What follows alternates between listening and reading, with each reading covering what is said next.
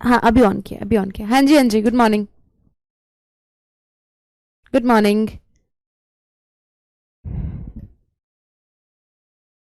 क्या मैं ऑडिबल हूँ, क्या मैं विजिबल हूँ? अभी वॉइस आएगी, मैंने माइक बंद नहीं किया था, ऑन नहीं किया था।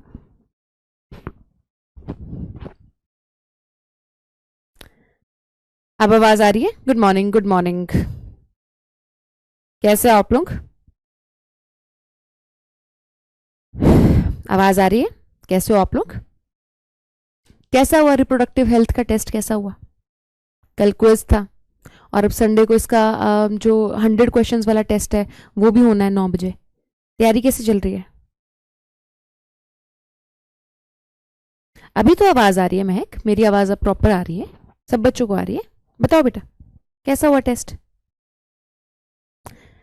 कुछ चीजें तुम्हें मुश्किल लग रहा होगा, है ना? कुछ चीजें तुम्हें मुश्किल लग रहा होगा, बट कोई बात नहीं, अगर वो गलतियां भी हो रही हैं तो वो तुम्हें वापस जाके एनसीईआरटी में चेक करना है कि अच्छा ये गलती कहाँ से हो रही है, और वो एनसीईआरटी की लाइन मार्क कर लेनी कि अच्छा अभी दोबारा से गलती ना हो मेरी। ठीक है? आप एक अपनी मिस्टेक नोटबुक भी लगा सकते हैं, जो भी मिस्टेक आप करें वो आप उसमें लिख लें कि भाई मैंने ये मिस्टेक करी है और ये इसका सही आंसर ये था। कुछ गलतियां तो होंगी, लेकिन उसको हमने इंप्रूवमेंट करना है, क्योंकि आपको इन्हीं इंप्रूवमेंट से ही नीट में आप फुल स्कोर के पास पहुंचोगे। अगर आप इंप्रूवमेंट ऐसे हताश हो जाओगे कि मेरे मान लो 10 क्वेश्चन गलत हो गए या 15 क्वेश्चन गलत हो गए, 20 क्वेश्चन, इससे हताश नहीं होना। ये फीडबैक की तरह, अच्छा ठीक है ये 20 क्वेश्चन अब ठीक कर लेंगे हम, फिर संडे वाले क्वेश्चन में टेस्ट में भी क्वेश्चन गलत होंगे, फिर वहां से हम ठीक कर लेंगे, है ना? ये प्रोसेस है बेटा, ये धीरे धीरे धीरे धीरे चलता रहेगा। संडे 9 AM से लेके मंडे 9 AM तक चलता रहेगा बेटा, वो जो लाइव क्विज रहेगा आप लोगों का 10 उसका। ठीक है? सो आपने प्रोसेस से नहीं डरना। आपको ये नहीं लगना कि अगर मैं पहली बार में ऐसे बहुत बढ़िया अचीव नहीं कर पाया तो मैं आगे भी नहीं करूंगा, ऐसा नहीं है। स्टेप बाय स्टेप इंप्रूवमेंट होगी, चिंता नहीं करो। बस ध्यान से काम करना है, फोकस बना के क्वेश्चंस प्रैक्टिस करनी है। ठीक है? आज का जो चैप्टर है वो है ह्यूमन हेल्थ एंड डिजीज। काफी बड़ा चैप्टर है ये, लेकिन इजी है। ह्यूमन रिप्रोडक्शन से इजी है, प्लांट रिप्रोडक्शन से इजी है। ठीक है? इजी चैप्टर है क्योंकि इसमें कॉन्सेप्ट कोई नहीं है, सिर्फ बातें पता होनी चाहिए हमें। अच्छा ये बातें, ये बातें, ये बातें। ठीक है? इसमें 2023 में 3 क्वेश्चन आया था, 3 क्वेश्चन आए थे बेटा 2023 में। तो आप समझ रहे हो 3 क्वेश्चन का मतलब अगर इंटू 4 आप कर लोगे, 4 3 12 नंबर का पेपर आया था इसमें। और इस बार भी आप एक्सपेक्ट कर सकते हो इतना, 2022 में 2 और 2021 में 1, तो मतलब 2 से 3 क्वेश्चन एक्सपेक्टेड रहेगा 2024 में। 2 to 3 क्वेश्चंस एक्सपेक्टेड रहेगा आपको। ठीक है?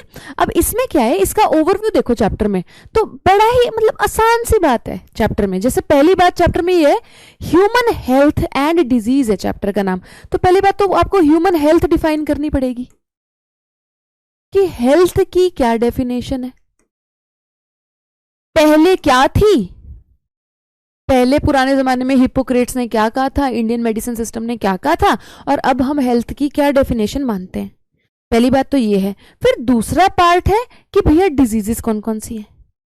तो डिजीज में एक कॉलम है बैक्टीरियल डिजीजेस का, फिर दूसरा कॉलम है वायरल डिजीजेस का, तीसरा कॉलम है फंगल डिजीजेस का, चौथा कॉलम है प्रोटोजोन डिजीजेस का। ठीक है? तीसरा ये पांचवा कॉलम है हेलमिंथिक डिजीजेस का। हेलमिंथिक, ये 5 प्रकार की डिजीजेस आपको आज पढ़नी है, आज पढ़नी है। ठीक है? फिर 2 डिजीजेस अलग से भी दी हुई हैं, 2 डिजीज क्योंकि वो काफी डिटेल में दी हुई हैं, डिटेल में हमें पढ़ना है। ये कोई भी डिटेल में नहीं है। ठीक है? ये इनका 2-2 3-3 लाइनों में हमें पता होना चाहिए डिजीज के बारे में। डिजीज जब आप ये पढ़ते हो तो आपको बेसिकली 2-3 चीजें पता होनी चाहिए। क्या क्या? एक तो कॉजल एजेंट का नाम, कॉजल एजेंट यानी पैथोजन, किससे हो रहा है डिजीज, वायरल है, फंगल है, बैक्टीरियल है, और उसका नाम पता होना चाहिए। जो एनसीईआरटी में नाम है वो सारे पता होने चाहिए। दूसरा मोड ऑफ ट्रांसमिशन पता होना चाहिए कि फैलता कैसे है, हवा से फैलता है, मस्कीटो से फैलता है, गंदे पानी से फैलता है। मोड ऑफ ट्रांसमिशन पता होना चाहिए हर डिजीज के बारे में, ये 2 चीजें पता होनी चाहिए। और तीसरा, अगर एनसीईआरटी में दिया हुआ है तो सिम्टम्स पता होने चाहिए। जितने सिम्टम्स एनसीईआरटी में दिए हैं सिर्फ वो पता होने चाहिए, उसके बाहर के आपको सिम्टम्स की चिंता करने की जरूरत नहीं है। फिर 2 डिटेल्ड डिजीजेस दी हैं आपको, 2 डिटेल्ड डिजीजेस दी हुई हैं, वो है एड्स और कैंसर। आसान है, मुश्किल कुछ नहीं है इनमें से, ठीक है। देन हाँ दे दो, नोट्स दे दो मेरे,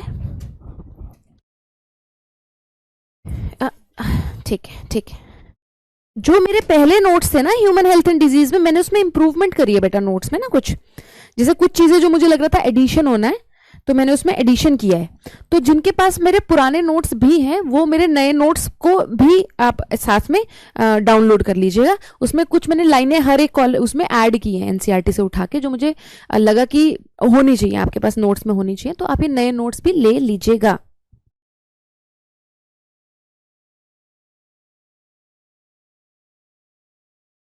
ठीक है, नाउ ये वाली चीज होगी। फिर उसके बाद एक बहुत बड़ा टॉपिक आता है इम्यूनिटी का। ये काफी बड़ा अपने आप में टॉपिक है, ये बिगेस्ट टॉपिक है एक्चुअली, बिगेस्ट टॉपिक है। उसके बाद आता है ड्रग अब्यूज का टॉपिक, ड्रग अब्यूज का टॉपिक, ठीक है। तो हम आज ये कंप्लीट कर देंगे, ये कंप्लीट करेंगे, ठीक है। और कोशिश करेंगे इनमें से ये और ये अगर हो जाए इनमें से एक तो बढ़िया है, नहीं तो ये हम नेक्स्ट उसमें कंप्लीट कर लेंगे। क्लास आज की छोटी रखेंगे, फोकस्ड रखेंगे, ठीक है। जो हमें क्या कहते हैं पढ़ाया जाएगा वो हमने क्लास में ही लर्न कर लेना है। मंडे की क्लास थोड़ी लंबी रहेगी, उसमें चैप्टर जो है पूरा फिनिश रहेगा। तो मंडे को आज इसकी हेल्थ वाले की डीपीपी आपको मिल जाएगी, ठीक है। और मान लो डीपीपी में कोई एड्स और कैंसर का क्वेश्चन है, ठीक है, और एड्स और कैंसर मान लो आज की क्लास में अगर नहीं कंप्लीट हुआ तो आपने वो डीपीपी के क्वेश्चन अभी छोड़ देने। आपने ये नहीं सोचना कि मेरे को तो मैम ने कराया नहीं, वो मंडे में हो जाएगा। तो आपने ये नहीं सोचना कि मेरे को क्यों नहीं आता है, भैया जितना कराया जाएगा उतना ही तो आपको आएगा ना। तो आपने जब वो मंडे को आप टॉपिक पूरा कर लोगे तो डीपीपी के अगर कोई क्वेश्चन रह जाता है तो आप मंडे को कंप्लीट कर लेंगे। मंडे को 2 बजे इसका क्विज मिल जाएगा। क्विज में मैंने 30 क्वेश्चन तो कल परसों ही बैठ के बनाए हैं, ठीक है, और सारे के सारे इम्यूनिटीज है। तो मान लो इम्यूनिटी तुम्हें रट के जानी है क्विज के लिए, 30 क्वेश्चन तो मैंने इम्यूनिटी से कल परसों ही बनाए हैं, सारे स्टेटमेंट 1 2, स्टेटमेंट 1 2, एजर्शन रीजन। तो अगर इम्यूनिटी ठीक से नहीं पढ़ोगे तो वो टेस्ट क्विज अच्छा नहीं होएगा आपका, ठीक है। फिर ट्यूसडे को हम माइक्रोब्स इन ह्यूमन वेलफेयर कर लेंगे, वो एक चैप्टर एक क्लास में चैप्टर खत्म करेंगे और ट्यूसडे को ही उसका क्विज हो जाएगा, ठीक है। ये प्लान है अभी आपका अगले 3-4 दिनों का। आ जाइए, पहले जब हम ह्यूमन हेल्थ एंड डिजीज की बात करते हैं तो फिर हम बात करते हैं कि पहले हेल्थ को पहले was considered a state of body and mind where there is a balance of certain humours, ठीक है। पहले पुराने मेडिसिन सिस्टम्स में हम मानते थे हेल्थ हमारी, हर एक बंदे की बॉडी में कुछ ह्यूमर्स होते हैं, उनका बैलेंस। ह्यूमर्स क्या होते हैं, जैसे आयुर्वेदा में होता है वात कफ पित्त ये सब होता है ना, तो उनको ह्यूमर बोलते हैं। अलग अलग प्रकार के ह्यूमर होते हैं और बॉडी हेल्दी तभी रहती है जब ये ह्यूमर बैलेंस में रहते हैं, ठीक है। ऐसा किसने सोचा ह्यूमर वाली गुड ह्यूमर हाइपोथेसिस किसने दी थी? हिपोक्रेट्स ने भी सोची, ये ग्रीक बंदा था, और इंडियन आयुर्वेदा सिस्टम ने भी ये बात सोची, ठीक है। तो इसमें एक एग्जांपल है कि इस जैसे आप इस सिस्टम को अगर फॉलो करोगे, गुड ह्यूमर हाइपोथेसिस को फॉलो करोगे, तो उसमें क्या है कि कुछ लोगों का ह्यूमर जो होता है वो ब्लैक बाइल होता है, ब्लैक बाइल प्रकार का ह्यूमर होता है उनका। तो ऐसे लोगों का ना बॉडी टेम्परेचर दूसरे लोगों के बॉडी टेम्परेचर से ज्यादा रहेगा, और ऐसे लोगों को फीवर्स भी इजीली आएंगी। हॉट पर्सनैलिटी होगी, नॉट नहीं, हॉट पर्सनैलिटी होगी। हॉट पर्सनैलिटी ये नहीं जो हम कहते हैं हॉट है बंदा या बंदी, हॉट पर्सनैलिटी मतलब बॉडी टेम्परेचर थोड़ा ज्यादा रहेगा। लेकिन गुड ह्यूमर, तो इसको बोलते हैं हम गुड ह्यूमर हाइपोथेसिस। सिर्फ एक ही हाइपोथेसिस पढ़नी है आपने, कोई टेंशन नहीं। गुड ह्यूमर हाइपोथेसिस आपने पढ़नी है। सिर्फ क्या है गुड ह्यूमर हाइपोथेसिस में, मैंने बता दिया कि बॉडी में कुछ ह्यूमर्स का बैलेंस होता है तभी हम हेल्दी रहते हैं, जब इनका इम्बैलेंस हो जाता है तो हम अनहेल्दी हो जाते हैं। ये दिया था हिपोक्रेट्स ने और इंडियन आयुर्वेदा सिस्टम ने। जैसे कि एक एग्जांपल है कि कुछ लोगों का ब्लैक बाइल रहेगा, ठीक है, उनका ह्यूमर ब्लैक बाइल बढ़ा हुआ होगा तो उनकी बॉडी टेम्परेचर ज्यादा रहेगा और फीवर्स उनको ईजिली आएंगे। लेकिन ये कोई एक्सपेरिमेंटल उससे नहीं आया था, ये it was by pure reflective thought. ये हमने लोगों को ऑब्जर्व कर करके ये चीज बोली थी। लेकिन of course good humour hypothesis जो है अब डिसअप्रूव हो चुकी है। इसको डिसअप्रूव करने में दो चीजों का हाथ था, ये एनसीईआरटी में दिया हुआ है। पहला विलियम हार्वे का हाथ था। उन्होंने क्या कहा है कि क्या किया कि क्या कहते हैं, ब्लड सर्कुलेशन का कॉन्सेप्ट दे दिया। ठीक है, उसने कहा कि भैया ब्लड पूरी बॉडी में सर्कुलेट करता है, तो जिसने गुड ह्यूमर हाइपोथेसिस को जो है वो डिसअप्रूव कर दिया। एग्जैक्टली कैसे गुड ह्यूमर हाइपोथेसिस को डिसअप्रूव किया ब्लड सर्कुलेशन डिस्कवर होने से, I am not very sure. मैंने इसके बारे में सोचा but I couldn't get a very good answer. तो अगर मुझे इसका कहीं आंसर मिलेगा तो मैं आपको बता दूंगी, पर आपको नीट के लिए नहीं चाहिए इसका आंसर।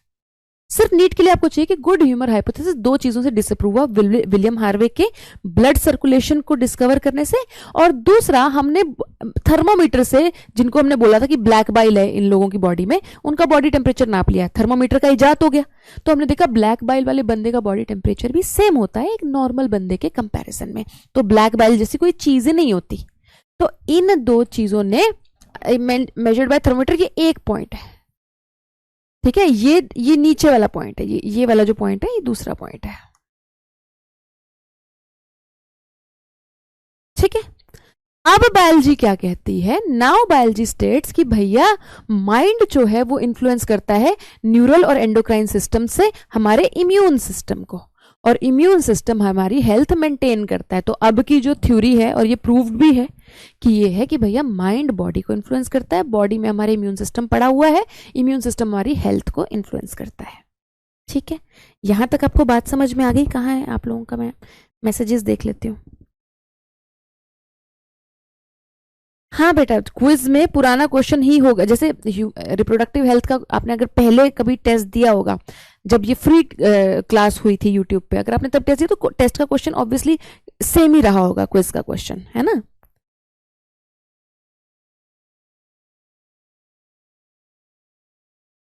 क्लियर है इतनी बात? अब आगे चलो। अब क्या कहता है, ये यहां पे नहीं आएगा, ये लास्ट में आएगा, prevention of infectious diseases.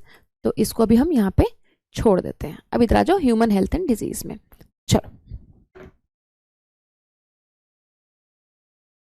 Health का मतलब सिर्फ it is just not absence of disease. सिर्फ एब्सेंस ऑफ डिजीज को ही हेल्थ नहीं कहेंगे, या सिर्फ not physical fitness.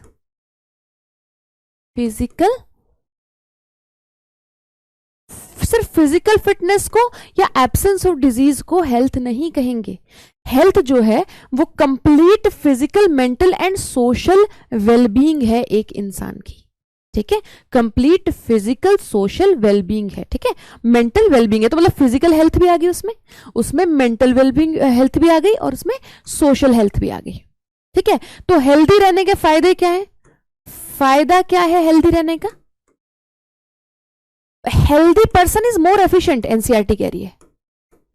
Healthy person is more efficient in work. ठीक है, देन हेल्थ, अगर हेल्थ लोगों की अच्छी रहेगी तो भैया इन्फेंट मोर्टेलिटी रेट गिरेगा। ठीक है, मैटरनल मोर्टेलिटी रेट गिरेगा हेल्दी रहने से। ठीक है, तो ये दो तीन फायदे दिए हुए हैं कि भैया हेल्थ से ओवरऑल नेशन की इकोनॉमी भी प्रॉस्पर करेगी। जब एफिशिएंट रहेगा, मोर एफिशिएंट रहेगा, तो नेशन की इकोनॉमी जो है वो बेटर हो जाएगी।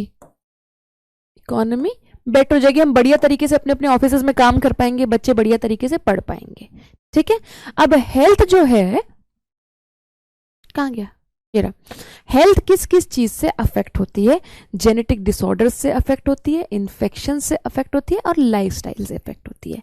जेनेटिक डिसऑर्डर्स का मतलब ये है diseases that are passed on from parent to child through genes. अब देखो, पेरेंट टू चाइल्ड तो एड्स भी फैल सकता है, लेकिन उसको जेनेटिक डिजीज नहीं कहेंगे। जेनेटिक डिजीज का मतलब यह है कि भैया जीन्स के थ्रू फैलना चाहिए। एड्स भी फैल जाता है मदर से बेबी को, प्लेसेंटा के थ्रू फैल जाता है, लेकिन हम इसको जेनेटिक नहीं कह सकते। खराब जीन्स की वजह से जो डिजीज हो उनको जेनेटिक डिजीज कहते हैं, जो कि आप चैप्टर में पढ़ते हैं, आगे मेंडल वाले चैप्टर में पढ़ते हैं, जैसे कि डाउन सिंड्रोम हो गया, लाइनफेल्टर हो गया, टर्नर्स हो गया, देन अगर मेंडेलियन डिसऑर्डर्स की बात करें, सिकल सेल एनीमिया हो गया, हीमोफीलिया हो गया, थैलासीमिया हो गया, कलर ब्लाइंडनेस हो गया, ये सारे के सारे जेनेटिक डिजीजेस हैं। देन इन्फेक्शन से आपकी हेल्थ खराब हो सकती है। इन्फेक्शन मतलब क्या है, आपकी बॉडी में कोई और ऑर्गेनिज्म आके रहने लग गया, या तो मतलब बॉडी के अंदर आके रहने लग गया और उसने आपको बीमार कर दिया। सो जो ये ऑर्गेनिज्म है जो बाहर से आया और जिसने आपकी हेल्थ खराब कर दी और आपको बीमारी कॉज कर दी, उसको हम पैथोजन कहते हैं। ठीक है, तो पैथोजन ने आया बीमार कर दिया तो उसको हम इन्फेक्शन कहेंगे, इन्फेक्शन हो गया। एंड देन लाइफस्टाइल से आपकी हेल्थ बहुत अफेक्ट होती है, मतलब आप कैसा खाना खाते हो, आप कैसा पानी इनटेक कैसा, आप पानी ठीक से पी रहे हो कि नहीं पी रहे हो, खाना आप हेल्दी खा रहे हो कि नहीं खा रहे हो, कि तला भुला खा रहे हो, देन आप कैसा एक्सरसाइज कर रहे हो, कैसी आपकी स्लीप हैबिट है। अगर स्लीप हैबिट ठीक नहीं है तो भी बीमार हो जाओगे। ठीक है, देन और दूसरी हैबिट्स आपकी कैसी कैसी हैं, ये आपके लाइफस्टाइल में आ गया। तो हेल्थ इन 3 चीजों से अफेक्ट होती है। अब डिजीज क्या है, when one or more organs are not functioning properly, जब आपका एक या एक से ज्यादा ऑर्गन्स प्रॉपरली फंक्शन ना करे। अब वो डिजीज कैसी भी हो सकती है, वो जेनेटिक डिजीज भी हो सकती है, वो लाइफस्टाइल से भी डिजीज हो सकती है, वो आपकी इन्फेक्शन से भी डिजीज हो सकती है। And science and symptoms appear, science and symptoms appear, इसकी वजह से आपके डिजीज की वजह से कुछ साइंस एंड सिम्टम्स जो है वो आएंगे। पैथोजन क्या होता है, एक इन्फेक्शियस एजेंट को हम पैथोजन कहते हैं। नाउ पैरासाइट समझते हो तुम क्या होता है? पैरासाइट होता है कोई और ऑर्गेनिज्म अगर तुम्हारी बॉडी के ऊपर या अंदर रहने लग जाए। ठीक है, ज्यादातर पैरासाइट्स पैथोजेंस होते हैं। Most parasites are pathogens. Most parasites are pathogens, क्योंकि वो आपकी बॉडी के अंदर ऐसे नहीं रह रहे, वो आपको हार्म करेंगे। ठीक है, most parasites as they harm the host, harm the host, ये कुछ ना कुछ हमारे दिक्कत कॉज करेंगे, हमें हार्म करेंगे। तो पैरासाइट ऐसे ये नहीं कहते कि हम कि भाई कोई नहीं बेचारे को रह लेने दो बॉडी के ऊपर या बॉडी के अंदर। ज्यादातर पैरासाइट्स पैथोजेंस होते हैं, आपको बीमारी कॉज करते हैं। मुझे देख लेने दो, इसमें मुझे और तो कुछ नहीं आपको पढ़ाना। ठीक है, बस ये वाली चीज बढ़िया हो गई। ठीक है, देन एक और चीज एनसीईआरटी में जो लिखी हुई है वो ये है कि पैथोजन आपकी बॉडी के अंदर रहेगा तो वो जनरली आपकी बॉडी के इंटरनल इन्वायरमेंट से अडेप्ट कर लेगा, adapt to internal environment of the body, internal environment of body.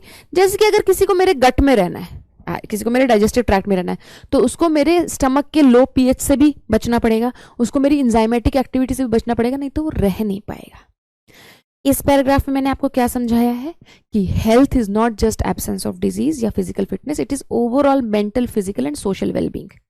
ठीक है, हेल्थ किससे अफेक्ट होती है? जेनेटिक डिसऑर्डर से, इन्फेक्शन से एंड लाइफस्टाइल से।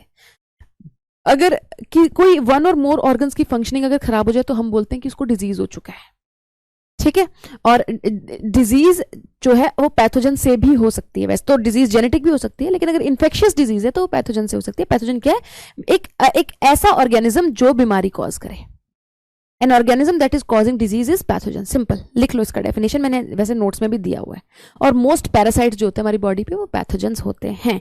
ठीक है, और जो पैथोजेंस है they are suppose to be well adapted to in the internal environment of our body, नहीं तो वो सर्वाइव ही नहीं करेंगे हमारी बॉडी के अंदर।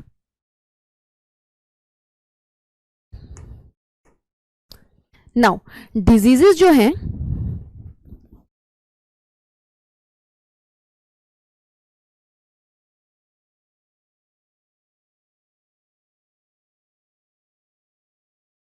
एक मिनट,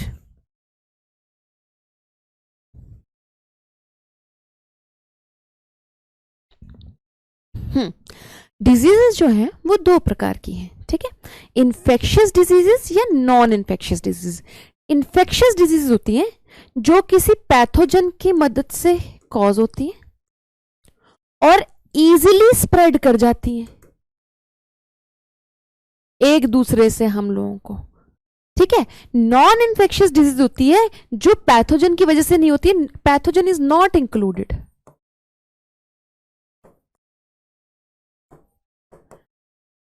और फिर भी हम बीमार हो गए, जैसे कि लाइफस्टाइल से बीमार हो जाते हैं, जैसे डायबिटीज है। हाँ, पैथोजन में वायरस भी आएगा, पैथोजन में बैक्टीरिया भी आएगा। ठीक है। AIDS is not an inheritant disease Ananya. AIDS का फुल फॉर्म ही देखो, acquired immuno deficiency syndrome. Acquired है, वो एक्वायर करिए हमने अपने लाइफ टाइम में। ठीक है। डायबिटीज हो गई, अब ये तो डायबिटीज हो गई, ये तो किसी बैक्टीरिया से नहीं हुई। कैंसर हो गया, ये तो बिना किसी पैथोजन के हो सकता है। Cancer is a non infectious disease जो कि एक लीडिंग कॉज ऑफ डेथ है। मैं यहां पे लिख देती हूं, cancer among non-infectious diseases, among non-infectious diseases is a major cause of death, major cause of death। ठीक है। कैंसर तो कोई रेडिएशन आ गई, गलत रेडिएशन पड़ गई, जीन्स खराब हो गए, उससे भी कैंसर कॉज हो सकता है। ठीक है। कोई फिजिकल, उससे भी कैंसर कॉज हो सकता है। नॉन इन्फेक्शियस है ये। ब्लड प्रेशर है, नॉन इन्फेक्शियस है। ठीक है। एलर्जी है, नॉन इन्फेक्शियस है। ठीक है। जो HIV है, एड्स है, वो इन्फेक्शियस है। AIDS is a infectious disease which is fatal, death उसमें निश्चित है। इन्फेक्शियस डिजीज जिसमें फेटल है ये। तो डिजीज की दो कैटेगरी आप समझ गए, इन्फेक्शियस जो पैथोजन से होती है और इजीली स्प्रेड हो जाती है, नॉन इन्फेक्शियस पैथोजन से नहीं होती और इजीली और स्प्रेड भी नहीं होती वो। ठीक है। देन अगली बात, जो डिजीजेस हैं इन्फेक्शियस डिजीज की हम बात कर रहे हैं, यहां पे इन्फेक्शियस डिजीजेस की हम बात कर रहे हैं, तो ये इन सारे पैथोजन से हो सकती है। कुछ बैक्टीरियल पैथोजन से हो सकती हैं, कुछ वायरल से हो सकती हैं, कुछ फंगल से हो सकती हैं, प्रोटोजोन से हो सकती है, हेलमिंथिक से हो सकती है। एक नीट का इंपॉर्टेंट PYQ ये रहता है कि सिलेक्ट ऑल बैक्टीरियल डिजीजेस या सिलेक्ट ऑल वायरल डिजीजेस। आपको सेट दे दिया जाएगा, आपको पता होना चाहिए कौन सी वायरल है, कौन सी आपकी फंगल डिजीज है। ठीक है। तो अगर मैं बैक्टीरियल में बात करूं तो कुछ तो एनसीईआरटी में दी हुई है डिटेल, मतलब डिटेल क्या, वही तीन चार लाइनों में। कुछ है जो आपको सिर्फ नाम दिया हुआ है, तो उसको भी आपको पढ़ना है, उसका कम से कम पॉजिटिव एजेंट आपको पढ़ना है। ठीक है। नाउ अगर आप टाइफॉइड की बात करो, टाइफॉइड को टाइफॉइड फीवर भी कहते हैं। सबसे इंपॉर्टेंट बैक्टीरियल डिजीज टाइफॉइड और निमोनिया है, दो डिजीज हैं जो सबसे इंपॉर्टेंट है, क्योंकि ये डिटेल में दी हुई है। डिटेल में दो ही डिजीज दी हुई है बैक्टीरियल, टाइफॉइड एंड न्यूमोनिया। बाकियों का नाम दिया हुआ है, जैसे डिप्थीरिया का नाम दिया हुआ है, प्लेग का नाम दिया हुआ है, डाइसेंट्री का नाम दिया हुआ है, तो उनको भी हमें कम से कम कॉजेटिव एजेंट पता होना चाहिए उनका, और ये पता होना चाहिए कि वो बैक्टीरियल है। देन कुछ का नाम भी नहीं दिया हुआ, जैसे टीबी है, कॉलरा है या टेटनस है, इनका नाम भी मतलब उस कॉलम में नहीं दिया हुआ, इधर उधर कहीं कहीं दिया हुआ है, तो उनके भी आपको पॉजिटिव एजेंट पता होना चाहिए और ये पता होना चाहिए कि ये बैक्टीरियल डिजीजेस हैं। मैं बहुत साल के एक्सपीरियंस से आपको ये बता रही हूँ कि ये कुछ कुछ डिजीज हैं जिनको आपको पता होना चाहिए। ये मैं सिर्फ आउट ऑफ सिलेबस पढ़ाने के लिए या ये प्रूव करने के लिए कि नहीं नहीं देखो मैं तो दूसरों से ज्यादा पढ़ाती हूँ, ये मेरा कभी भी सेंस नहीं होता। जो सेंस है वो ये है, मुझे पता है कि घूम फिर के क्वेश्चन आ जाता है। ठीक है। तो आपको बेसिक सी बैक्टीरियल डिजीज पता होना चाहिए, एटलीस्ट ये पता होना चाहिए बैक्टीरियल डिजीज है और उसका कॉजेटिव एजेंट पता होना चाहिए। टाइफॉइड थोड़ा सा डिटेल में एनसीईआरटी में टाइफॉइड फीवर बोलते हैं इसको, क्योंकि इसमें फीवर होता है, सस्टेन्ड फीवर रहता है, मतलब फीवर उतर ही नहीं रहा, सस्टेन्ड ही रही जा रहा है, और ज्यादा नहीं 39 to 40 डिग्री सेल्सियस का फीवर इसमें रही जा रहा है। तो ये बैक्टीरिया से होता है जिसको सैल्मोनीला टाइफी बोलते हैं। तो सैल्मोनेला टाइफी जो है वो बंदे के फीसिस के थ्रू, जो बैक्टीरिया है वो बंदे के गट में रिजाइड करता है। ठीक है। गट मतलब गट में तो वैसे स्मॉल इंटेस्टाइन लार्ज इंटेस्टाइन दोनों ही आता है, तो मैं स्मॉल इंटेस्टाइन लिख रही हूं वहां पे, स्मॉल इंटेस्टाइन में रिजाइड करता है ये बैक्टीरिया। आगे लिख देती हूँ, रुक जाओ।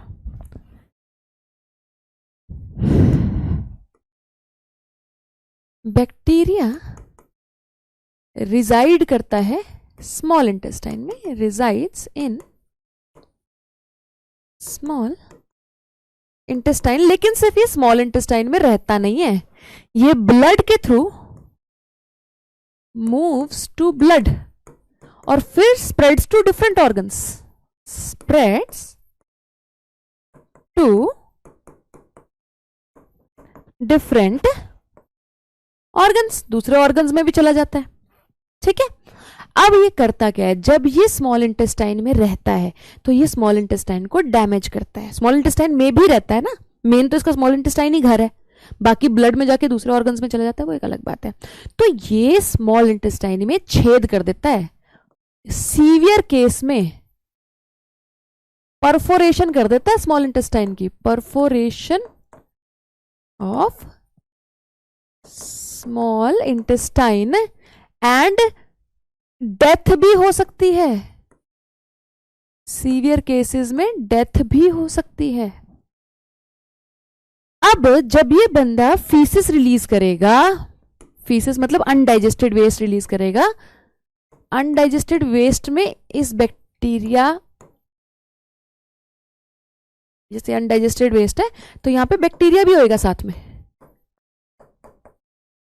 बैक्टीरिया भी होएगा।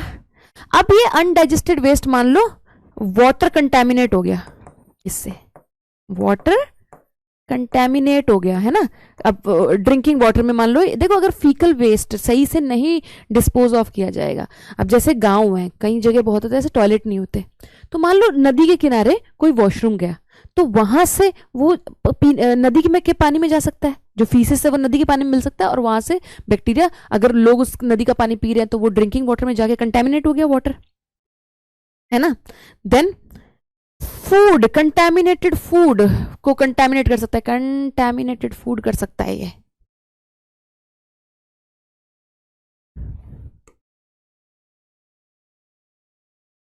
फूड कंटेमिनेट कर सकता है, और ये कंटेमिनेटेड वाटर या ये कंटेमिनेटेड फूड न्यू इंडिविजुअल ने खा लिया तो ये भी बीमार हो जाएगा। इंडिविजुअल ने खा लिया तो ये भी बीमार हो जाएगा। सिमिलरली इसी तरीके से कॉलरा फैलता है, कॉलरा भी एक बैक्टीरियल डिजीज है, विब्रियो कॉलरी से फैलता है वो, ठीक है। विब्रियो शेप का बैक्टीरिया होता है, विब्रियो मतलब कॉमा शेप का बैक्टीरिया होता है, वो भी ऐसे पानी से फैलता है, ठीक है। तो इसको बोलते हैं हम, ऐसे रूट, ऐसे उसको फैलने को हम बोलते हैं इसको फीको ओरल रूट, कि भैया फीसिस से किसी कंटेमिनेटेड फूड एंड वाटर के थ्रू ओरल माउथ में चला गया, ठीक है।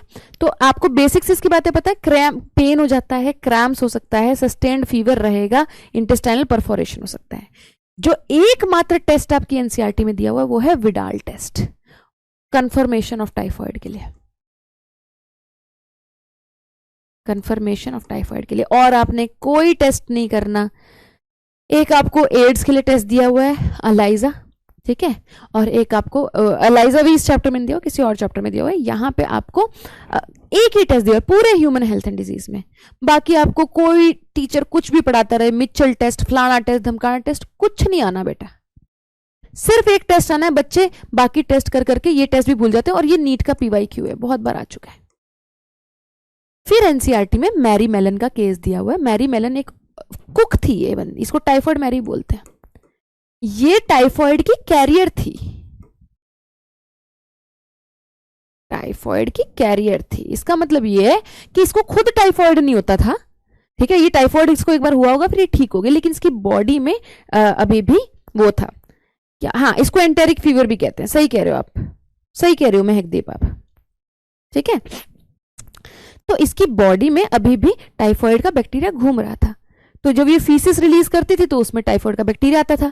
अब ये हाथ हूथ सही से नहीं धोती होगी तो ये अपने खाने में वो बैक्टीरिया डाल देती थी गलती से, हाथ सही से साफ नहीं करती होगी ये, फिर जब खाना बनाती होगी तो उसमें ये इसने स्प्रेड टाइफॉइड थ्रू फूड, उसने कई लोगों की जान ले ली इस वजह से, ठीक है। हाँ, विदाउट मतलब क्या है इसका, टाइफॉइड कुछ लोग ना कैरियर्स बन जाते हैं, वो क्या होता है बीमार होने के बाद खुद तो ठीक हो जाते हैं लेकिन अभी भी उनकी गट में बैक्टीरिया कहीं ना कहीं रहता है थोड़ा थोड़ा, ठीक है, फूड से कैसे स्प्रेड होता है आफरीन बताया तो है मैंने, ये वॉशरूम जाती होगी, ये हाथ ठीक से धोती नहीं होगी तो इसके हाथ में बैक्टीरिया लग गया, अब ये उसी हाथ से खाना बना दे रही है, ठीक है, अब खाना बना दे रही है तो वो बैक्टीरिया इसने खाने में लगा दिया और फिर वो खाना किसी ने खाया, उसको टाइफाइड हो गया, वो मर गया। ठीक है, समझ में आ गया टाइफाइड, याद रखोगे। एंटेरिक फीवर कहते हैं, स्मॉल इंटेस्टाइन में रहता है बैक्टीरिया सैल्मोनेला टाइफी, ठीक है जी, 39 to 40 डिग्री सस्टेन्ड फीवर रहता है, इंटेस्टाइनल परफोरेशन हो जाती है, डेथ भी हो सकती है। अगली डिजीज पे चले। अगली डिजीज वैसे कॉलरा एनसीईआरटी में है नहीं, लेकिन आपको फिर भी पता होना चाहिए, नॉट इन एनसीईआरटी, बेसिक सा पता होना चाहिए, बस बेसिक सा कि विब्रियो कॉलरी से होता है एंड वही फूड एंड वाटर कंटेमिनेशन है और डायरिया हो जाता है, बस कुछ नहीं है, एक दो लाइनें पता होनी चाहिए, ठीक है। देन ये आपका डिटेल में है एनसीईआरटी में न्यूमोनिया। न्यूमोनिया में क्या होता है देखो, न्यूमोनिया एक ड्रॉपलेट या एरोसोल इन्फेक्शन है। देखो इसका रूट ऑफ स्प्रेडिंग कितना अलग है टाइफाइड से। टाइफाइड गंदे पानी से, पॉटी में बैक्टीरिया होता है और वो गंदे पानी में और उसमें क्या कहते हैं पानी को गंदा कर देता है, और फूड को अगर गंदा करते हैं तो वहां से स्प्रेड हो जाता है, ठीक है। Contaminated food and water typhoid का कॉलरा का मूवमेंट का सोर्स है, मतलब ट्रांसमिशन का तरीका है, ठीक है।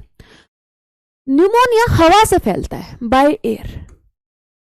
जैसे किसी बंदे को न्यूमोनिया है, उसने खांसा या छींका, खांसा या छींका, तो ये बैक्टीरिया हवा में आ गया। यहां पे बैक्टीरिया ऐसे एक उसने धुंध सी बना ली बैक्टीरिया ने, ठीक है। इसको हम ड्रॉपलेट्स बोलते हैं, जो ये छींक में जो ड्रॉपलेट्स निकले या एरोसोल बनते हैं। अब ये ड्रॉपलेट में डायरेक्टली या तो कोई बंदा इसमें से पास कर गया, ठीक है, क्रॉस कर गया, तो इसने ये इनहेल कर लिया, सांस अंदर ले लिया, या ये ड्रॉपलेट किसी और चीज पे लग गए, जैसे कि इसने खांसा, हाथ पे लग गए, फिर इसने हाथ मान लो डोर खोला, एक डोर नॉब पे लग गए, इसने ऐसे हाथ खोला, डोर खोलने के लिए इसने हाथ खोला, हाथ पे वो बैक्टीरिया लगा हुआ था, ये डोर नॉब पे लग गए। तो ऐसे ऑब्जेक्ट से भी आप बीमार हो जाते हो जो एयर के थ्रू फैलते हैं इन्फेक्शन। डोर नॉब से फैल गया, इसने किसी खांसा, हाथ में इन्फेक्शन लग गया। और बिल्कुल ऐसे ही आपका एक वायरल डिजीज भी फैलती है जिसको हम जुकाम कहते हैं। जुकाम जो है हमारा वो वायरल है, सिमिलर बिल्कुल ड्रॉपलेट एरोसोल इन्फेक्शन होता है। निमोनिया फैलता ड्रॉपलेट उससे, लेकिन होता बैक्टीरियल है। सो जुकाम और निमोनिया में सिम्टम्स का तो फर्क है ही है, साथ में कॉजेटिव एजेंट का बहुत बड़ा फर्क है, लेकिन फैलने का तरीका एक ही है। देन ऐसे इसने किया, फिर इसने पेन लगाया, पेन पे लग गया, आपने वो पेन यूज किया, फिर आपके हाथ में वो लग गया बैक्टीरिया, फिर आपने मान लो नाक में, आंख में ऐसे किया तो बैक्टीरिया आपकी बॉडी में चला गया। तो डोर नॉब से, पेन से, यूटेंसिल्स से, खाना से, क्लोथ से, इन सब चीजों से ये फैलता है। कंप्यूटर, माउस से, कीबोर्ड से, अपने हाथ में वो लगा के, अगर कहीं उसने कहीं और वो हाथ लगा दिया और आपने फिर उसको टच कर लिया तो वो चीज आपको भी फैल जाएगी। इसको ड्रॉपलेट इन्फेक्शन बोलते हैं, ठीक है। अब ये बैक्टीरिया जाके आपके लंग्स को इन्फेक्ट करता है, ये जाके infects alveoli of lungs, lungs के एल्वियोलाई को अफेक्ट करता है। जैसे ये लंग्स है, इसमें ये ऐसे पहले प्राइमरी ब्रोंकाई आई, फिर सेकेंडरी ब्रोंकाई, फिर टर्शरी ब्रोंकाई, फिर ब्रोंक्यूल्स, ऐसे बन गया। फिर यहाँ पे आपके एल्वियोलाई है, एल्वियोलाई से आपका गैशियस एक्सचेंज होना है। यहाँ आपकी ब्लड वेसल है, यहाँ आपकी यहाँ आपकी ब्लड वेसल है, गैशियस एक्सचेंज होना है। यहाँ का ऑक्सीजन जो है यहाँ पे आना है। इन एल्वियोलाई को ये इन्फेक्ट करके बैक्टीरिया, अच्छा ये दो बैक्टीरिया होते हैं निमोनिया जो होता है, मैंने बैक्टीरिया का नाम तो आपको बताया ही नहीं, ठीक है। निमोनिया के दो बैक्टीरिया होते हैं, स्ट्रेप्टोकोकस न्यूमोनी, स्ट्रेप्टोकोकस न्यूमोनी, ठीक है। एक तो ये बैक्टीरिया होता है, तो नाम से पता चल रहा है। एक होता है जिस जो नीट में बार बार आता है, हीमोफाइलस इन्फ्लुएंजा, एनसीईआरटी में दिया हुआ है, हीमोफाइलस इन्फ्लुएंजी। अब क्या है, बच्चों को लगता है कि ये इन्फ्लुएंजा कॉज करता है। नहीं बेटा, जो इन्फ्लुएंजा डिजीज है वो एक वायरल डिजीज है, वो इन्फ्लुएंजा वायरस से होती है। जो हीमोफाइलस इन्फ्लुएंजी है ये एक बैक्टीरिया है और ये इन्फ्लुएंजा नहीं कॉज करता, ये न्यूमोनिया कॉज करता है। तो न्यूमोनिया के दो कॉजेटिव एजेंट है और इसके आने के चांसेस बहुत है क्योंकि दोनों ही एनसीईआरटी में दिए हुए हैं। तो ये क्या करते हैं, ये एल्वियोलाई को इन्फेक्ट करते हैं और एल्वियोलाई में एक फ्लूइड भर देते हैं। ऐसे ऐसे फ्लूइड फिल्ड एल्वियोलाई हो जाती है। फ्लूइड फिल्ड एल्वियोलाई होगी तो गैशियस ट्रांसपोर्ट सही से नहीं हुआ, ठीक है। ऑक्सीजन जो है वो ब्लड में नहीं जा पाई, O2 can't go into blood effectively, gaseous exchange सही से नहीं हुआ, ठीक है। तो बॉडी में ऑक्सीजन की कमी हो जाती है। ऑक्सीजन की कमी से एक बड़ा खतरनाक सिम्टम आता है। जिन एरियाज में आपकी ब्लड सप्लाई बहुत क्लियरली दिखती है, जैसे लिप्स पिंक होते हैं ब्लड सप्लाई की वजह से, नेल्स पिंक होते हैं ब्लड सप्लाई की वजह से, वहां पे ब्लड सप्लाई कम नजर आने लगती है और वो ग्रे दिखने लगते हैं पिंक की जगह। तो एक ये बड़ा तगड़ा इसका सिम्टम है grey lips and finger nails. इसको आपने कहीं पे भी और नहीं डालना। सिम्टम्स में देखो हमेशा ऐसा क्वेश्चन आता होता है, जैसे हेडेक एक सिम्टम है तो हेडेक कभी नहीं पूछेगा आपको, ठीक है। या स्टमक पेन एक सिम्टम है, देखो अब स्टमक पेन इस तरीके से पूछ सकते हैं, जैसे निमोनिया में स्टमक पेन नहीं होगा क्योंकि स्टमक में इन्फेक्शन ही नहीं है। बड़ा स्पेसिफिक सिम्टम पूछेगा वो। जैसे अगर आपका ये टाइफॉइड है तो इंटेस्टाइनल परफोरेशन पूछेगा या कॉन्स्टिपेशन पूछेगा। मतलब पता होना चाहिए आपको कि गट से रिलेटेड ही इसके वो आएंगे, वो आएगा क्या कहते हैं, इफेक्ट्स आएंगे। हालांकि इसमें तो हेडेक वगैरह भी आता है उसमें टाइफॉइड में, बट वो पूछेगा नहीं। इसमें आपसे पूछेगा grey lips and finger nails, ठीक है। तो आपको न्यूमोनिया समझ में आ गया। ये कहाँ इन्फेक्ट कर रहा है, अपर रेस्पिरेटरी ट्रैक्ट में नहीं इन्फेक्ट कर रहा, नोज में नहीं इन्फेक्ट कर रहा, ये जाके लंग्स के एल्वियोलाई को इन्फेक्ट कर रहा है। ये हो गया, ये हो गया, ये हो गया। फीवर आएगा इसमें, चिल्स आएगा, कॉफ आएगा, हेडेक आएगा। ये इसके कुछ बेसिक से वो आ गए, सिम्टम्स आ गए। और कुछ इसका बड़ा सिम्टम आ गया, कौन सा, lips and finger nails grey to bluish हो जाएगा। अब एनसीईआरटी में प्लेग दिया हुआ है लेकिन कुछ भी डिस्क्राइब नहीं किया हुआ। ऐसे बोला हुआ है plague, diphtheria and dysentery are some other bacterial diseases. पर आपको पता होना चाहिए, अगर दिया है तो आना, जैसे कि एसटीडी दिया हुआ है लेकिन एसटीडी के वो नहीं दिया, कॉजल ऑर्गेनिज्म नहीं दिया, लेकिन पूछ लेता ना नीट में रिप्रोडक्टिव हेल्थ में, वैसे यहाँ पे पूछ लेगा, ठीक है। ब्लैक डेथ भी बोलते हैं इसको, यर्सीनिया पेस्टिस नाम के बैक्टीरिया से होता है।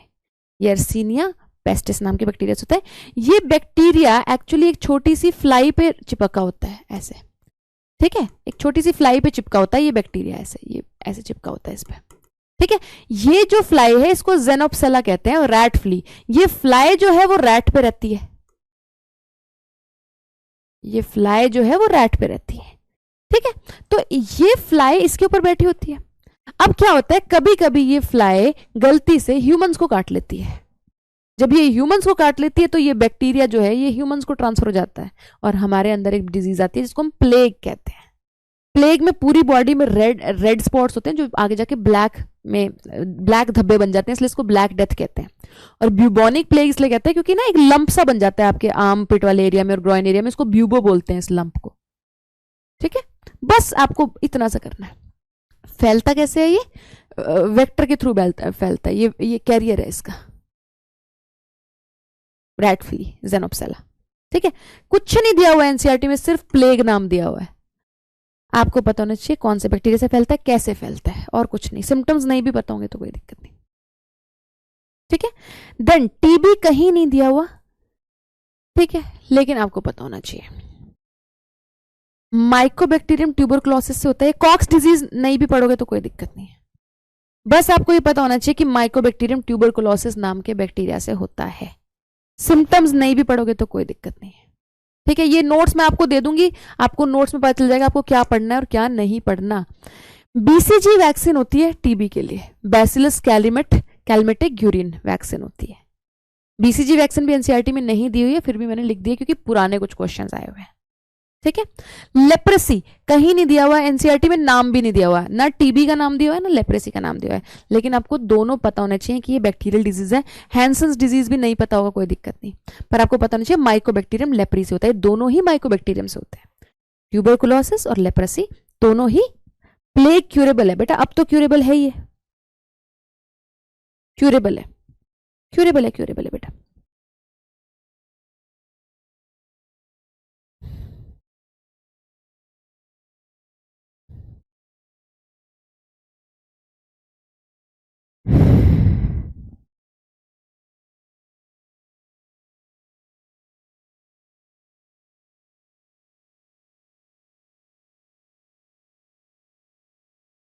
कैरियर और वेक्टर में हल्का सा फर्क होता है, मैकेनिकल कैरियर और वेक्टर में हल्का सा फर्क होता है। एक बच्चे का क्वेश्चन है, अनुश्री का क्वेश्चन है। वेक्टर के अंदर जैसे मान लो कोई जैसे मच्छर वेक्टर है मलेरिया का, ठीक है, एनोफ्लीज मच्छर जो है मलेरिया का वेक्टर है ना, तो उसकी बॉडी में भी मलेरिया का जो पैरासाइट है, जो पैथोजन है, जिसको हम बोलते हैं क्या, प्लाज्मोडियम, प्लाज्मोडियम का लाइफ साइकिल चलता है, फिर वो आगे ह्यूमंस में ट्रांसमिट कर देती है उसे। तो जिसकी बॉडी में लाइफ साइकिल चले उसका कुछ, ठीक है, उसमें कुछ स्टेजेस, जैसे मच्छरी की बॉडी में, फीमेल एनोफ्लीज की बॉडी में जो प्लाज्मोडियम का सेक्सुअल रिप्रोडक्शन रहता है, ठीक है, बहुत इंपॉर्टेंट साइकिल चल रहा है, पार्ट ऑफ साइकिल चल रहा है उसकी बॉडी में, तो इसको हम वेक्टर कह देते हैं, ठीक है। कैरियर होता है कि उसने बस उठा के एक जगह से दूसरी जगह रख दिया, उसकी बॉडी में उसका कोई लाइफ साइकिल नहीं चला। जैसे कि आप अभी पढ़ोगे एमीबियोसिस, अमीबिक डायसेंट्री पढ़ोगे, ये एक प्रोटोजोन डिजीज है, ठीक है, तो वो एक प्रोटोजोआ से होती है जिसको हम एंटमीबा हिस्टोलिटिका कहते हैं। तो जो हाउस फ्लाई है वो बस एंटमीबा हिस्टोलिटिका की सिस्ट को उठा के, जैसे ह्यूमन फीसिस में उसकी सिस्ट रहती है, बस वो उठा के हमारे पानी में या फूड में डाल देती है, पर उसकी बॉडी में कोई भी उसका लाइफ साइकिल नहीं चलता, ठीक है। तो जनरली कैरियर्स की बॉडी में उसका कोई लाइफ साइकिल नहीं चलता, और वेक्टर्स की बॉडी में जनरली पैरासाइट का या पैथोजन का लाइफ साइकिल चलता है।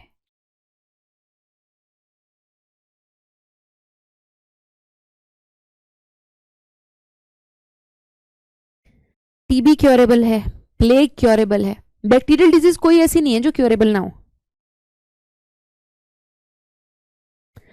रैट को कैरियर नहीं मानते रूहान, हम रैट फ्ली को कैरियर मानते हैं उसका।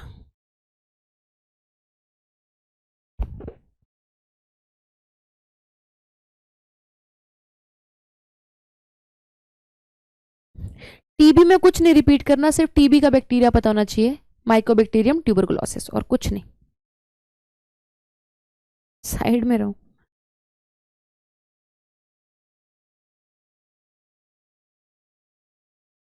अगर आपके साथ के फ्रेंड्स आपके तैयारी कर रहे हैं और उनको तैयारी में ये चीज चाहिए जो इस क्रैश कोर्स में मिल रही है और उन्होंने अभी तक नहीं ज्वाइन किया, तो आप उनको बताइए कि भैया क्रैश कोर्स कैसे चल रहा है, किस स्पीड में हम लोग चल रहे हैं, उनकी हेल्प कीजिए, उनको बताइए कि अभी भी कुछ नहीं बिगड़ा है, अभी 3 चैप्टर हुए हैं जो कि रिकॉर्डिंग में मिल जाएंगे और बहुत आराम से वो कवर कर सकते हैं, ताकि आप लोगों के साथ साथ उनका भी भला हो जाए, ठीक है।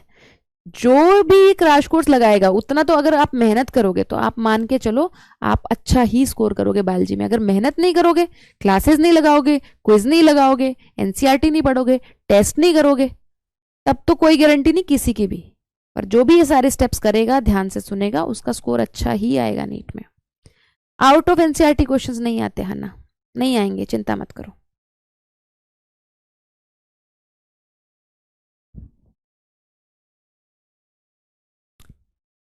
सुनो आगे। देन इसमें क्या है, कुछ नहीं, लेप्रेसी में कुछ नहीं पढ़ना आपको, क्या भी सिम्टम नहीं पढ़ना, बस माइकोबैक्टीरियम लेप्री पढ़ लो। डिप्थीरिया एनसीईआरटी में दिया हुआ है तो इसको थोड़ा डिटेल में पढ़ेंगे। कुछ नहीं दिया हुआ, नाम दिया हुआ है, एनसीईआरटी में सिर्फ नाम दिया हुआ है, नाम दिया हुआ है तो भी हम डिटेल में पढ़ रहे हैं, ठीक है, मतलब ठीक ठीक सा डिटेल में, थोड़ा सिम्टम भी कर लेंगे। टीबी का सिम्टम करने की जरूरत नहीं है, लेप्रेसी का सिम्टम करने की जरूरत नहीं है, दिया ही नहीं हुआ। डिप्थीरिया कॉरेनी बैक्टीरियम डिप्थरी नाम के बैक्टीरिया से होता है, ये बड़ी खतरनाक डिजीज होती है, इसको गल घोटू भी कहते हैं, गल घोटू। और ये बच्चों में डेथ का कारण बन जाती है क्योंकि बच्चा सांस नहीं ले पाता, गल ऐसा लगता है उसको जैसे किसी ने दबा दिया। तो होता क्या है, बैक्टीरिया जो है यहाँ पे इफेक्ट करता है, यहाँ पे गर्दन के पास इन्फेक्ट करता है, तो स्वेलिंग इन नेक आ जाती है, स्वेलिंग इन नेक आ जाती है, टॉन्सिल स्वेल कर जाते हैं आपके, फेरेंजाइटिस हो जाता है। फेरेंजाइटिस मतलब गला, फेरिंग्स जो है, फेरेंजाइटिस, गले की इन्फ्लेमेशन होगी। और गले के अंदर जैसे आप मुंह खोल के देखोगे तो अंदर एक ग्रेइश मेम्ब्रेन मिलेगी बैक्टीरिया की बनाई हुई, तो बच्चा सांस नहीं ले पाता, यहाँ पे सूज जाता है, इतना मोटा मुंह सूज जाता है अंदर। ठीक है, तो बस आपको थोड़ा सा सिम्टम पता होना चाहिए, ग्रे मेम्ब्रेन बन जाती है और यहाँ पे सब सूज जाता है।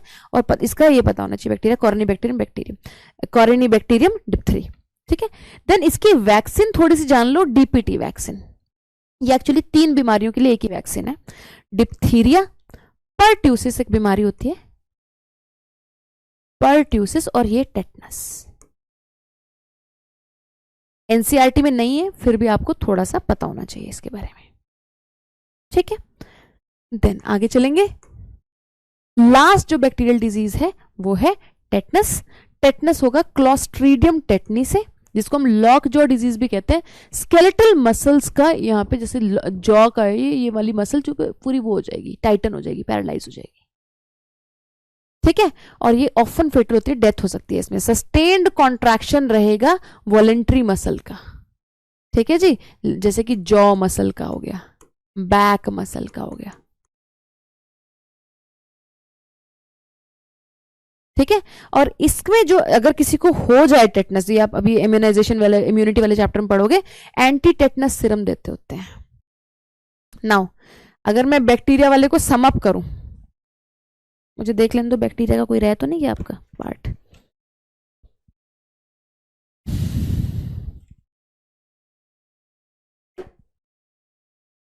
डिप्थीरिया, अच्छा डाइसेंट्री रह गया, डाइसेंट्री रह गया, कर देते हैं डाइसेंट्री भी।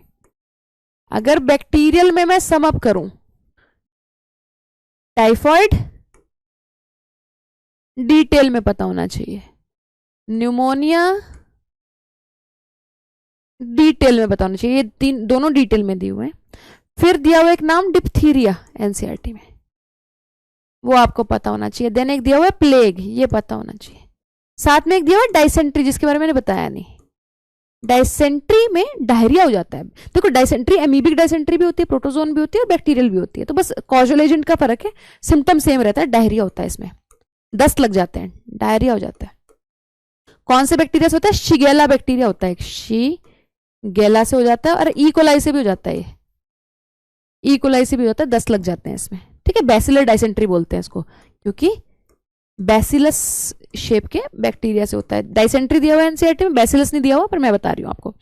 जो नहीं दिए और मैंने आपको कराए हैं वो कौन कौन से हैं? टेटनस, क्योंकि टेटनस का नाम ना कहीं और दिया हुआ है, नाम दिया हुआ है, इस पैराग्राफ में नहीं दिया हुआ है। ठीक है, टेटनस मैंने आपको कराया, टीबी मैंने आपको करा दिया, लेप्रेसी मैंने आपको करा दिया, और कोई कराया मैंने? टेटनस, टीबी, लेप्रेसी, बस यही है। कोई कॉलरा, कॉलरा, बस इनका कॉजल एजेंट पता होना चाहिए, ये आउट ऑफ एनसीईआरटी है।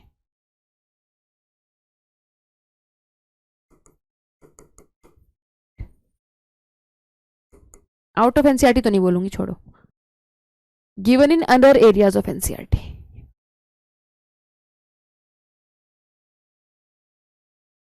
Given in other paras of NCERT. मेरे साथ रिवाइज करेंगे। Typhoid, Salmonella typhi, contaminated food and air का इन्फेक्शन है। Pneumonia, Streptococcus pneumoniae and Haemophilus influenzae, aerosol air वाला इन्फेक्शन है। और कहाँ पे इन्फेक्ट करता है? एल्वियोलाई को इन्फेक्ट करता है, उनमें वाटर लिक्विड भर देता है, प्रॉपर गैशियस एक्सचेंज होने देता, blue finger nails and lips हो जाते हैं। टाइफॉइड में इंटेस्टाइनल परफोरेशन हो जाती है और 39 to 40 डिग्री का सस्टेन्ड फीवर रहता है, इसलिए एंटेरिक फीवर भी बोलते हैं इसको। और विडाल टेस्ट इसका कंफर्मेटरी टेस्ट है, और मैरी मेलन का केस है इसमें। ठीक है, देन डिप्थीरिया, कॉर्निबैक्टीरियम डिप्थरी। ठीक है, ग्रे मेम्ब्रेन हो जाती है, सूज जाता है गला, आपको बस इतना पता होना चाहिए। प्लेग यर्सीनिया पेस्टिस नाम का बैक्टीरिया रैट फ्ली पे रहता है, जेनोप्सिला पे रहता है, और वो फिर वो रैट पे रहती होती है। तो इसमें रेड एंड ब्लैक स्पॉट्स बन जाते हैं बॉडी पे और ब्यूबो बन जाता है। देन बैसिलर डाइसेंट्री, बैसिलर डाइसेंट्री होता है, बैसिलर डाइसेंट्री। इसमें डायरिया हो जाता है, शिगेला और इकोलाई से होता है। ये भी नाम आपको वैसे करने की जरूरत नहीं है, लेकिन फिर भी एनसीईआरटी में दिया है तो कर लो तो सेफ रहोगे। टेटनस क्लोस्ट्रीडियम टेटनी, ठीक है। TB Mycobacterium tuberculosis, leprosy Mycobacterium leprae, और कॉलरा विब्रियो कॉलरी। हो जाएंगे बैक्टीरियल डिजीजेस। चलूं आगे।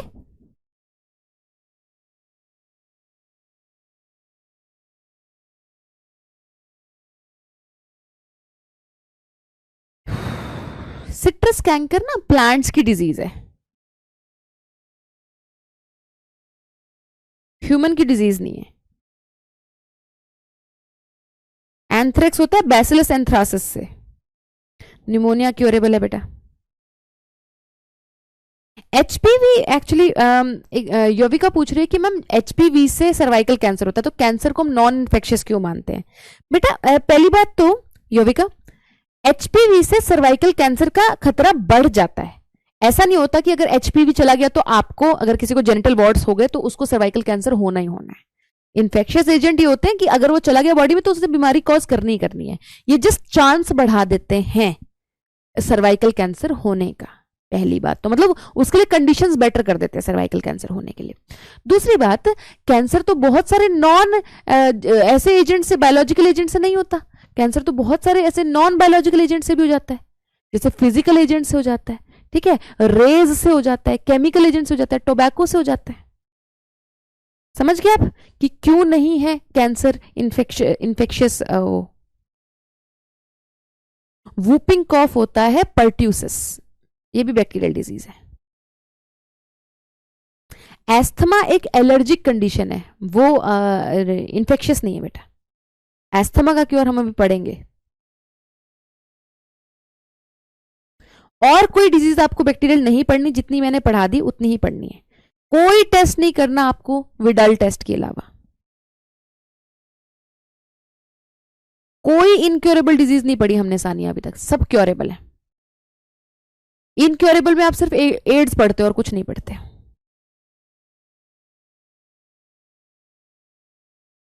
ठीक है,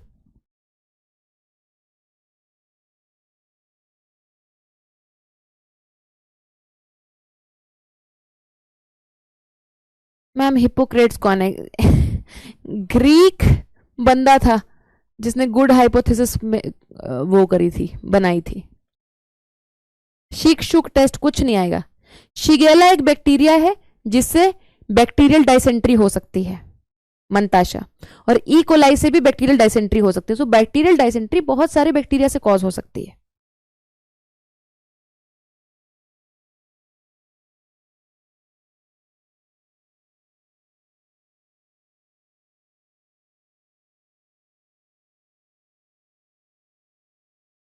ह्यूमर का बेसिक मतलब होता है फ्लूइड, आफरीन। देन चलो, अब हमें पढ़ना है, ये मैं कहां पहुंच गई, ये मैं कहां पहुंच, ये मैं कहां जा रही हूं यार?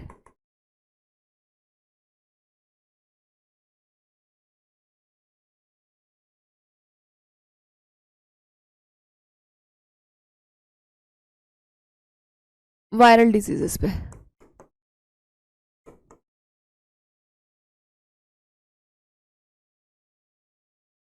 वायरल डिजीजेस सिर्फ एक डिजीज दी हुई है आपको डिटेल में, बाकी सबका आपको नाम पता होना चाहिए कि अच्छा ये वायरस से कॉज होती है। एक डिजीज जो दी हुई है वो है कॉमन कोल्ड, जिसको हम जुकाम भी कहते हैं।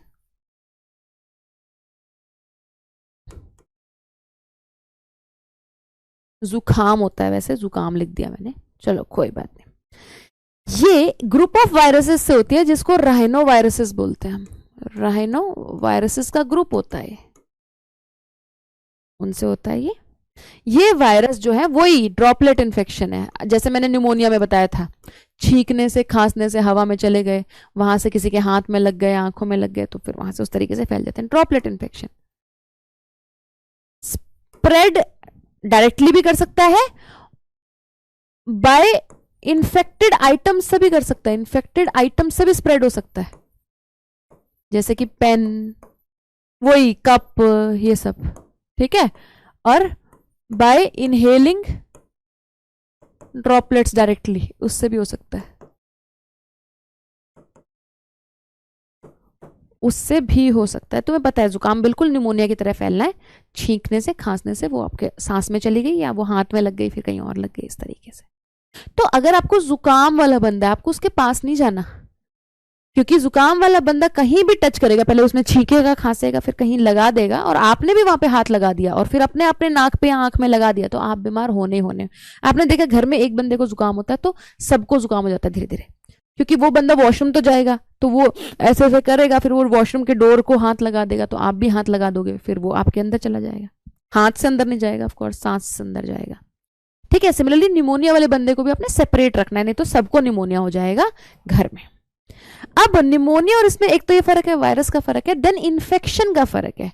क्या only upper respiratory tract is infected, upper respiratory tract is infected, never the lungs. Lungs में ये इन्फेक्शन कभी नहीं जाता। निमोनिया देखो लंग्स में ही इन्फेक्शन करता है। ये 3 to 7 days के it goes away, 3 to 7 days है, 3 to 4 days है, देखना एक बार, चेक करना, चेक करो चेक करो चेक करो।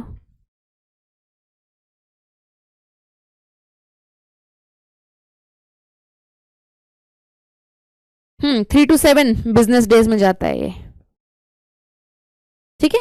ये one of the most infectious disease is the man की, one of the most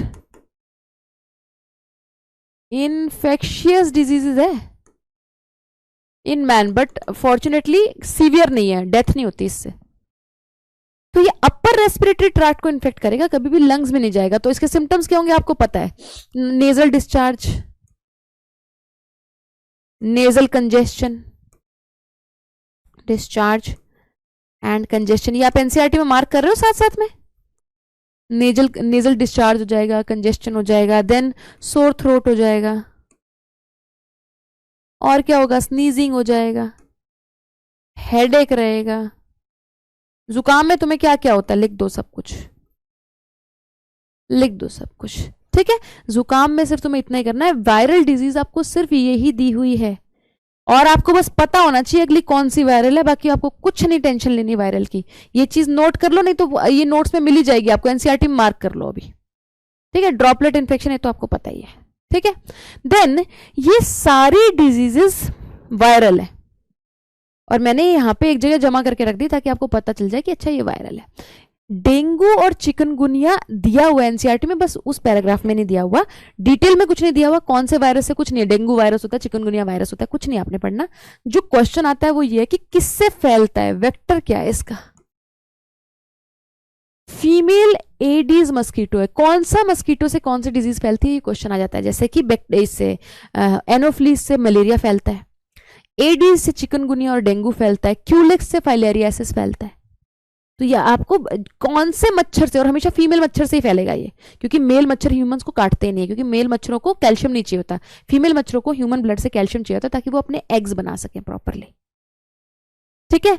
then small pox इधर नहीं दिया हुआ, लेकिन एक जगह दिया हुआ एनसीईआरटी में कि भाई कंप्लीटली खत्म कर चुके हैं with help of vaccine.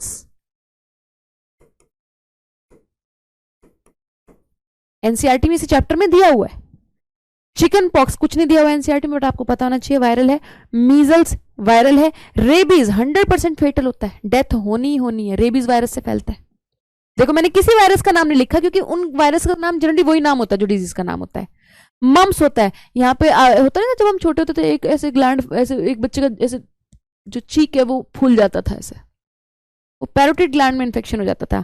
Polio ये भी काफी कंट्रोल में, has been controlled by vaccination, पूरी तरीके से खत्म नहीं हुई लेकिन काफी कंट्रोल में आ गई है by vaccination, with the help of vaccination. ठीक है, and then hepatitis B. Hepatitis B आपने कहाँ पढ़ा है? एसटीडीज में पढ़ा है, इट्स अ वायरल एसटीडी। तो ये बेसिक्स आपको पता होना चाहिए कि अच्छा अच्छा ये वायरल इन्फेक्शंस हमारे होते हैं। हो जाएंगे,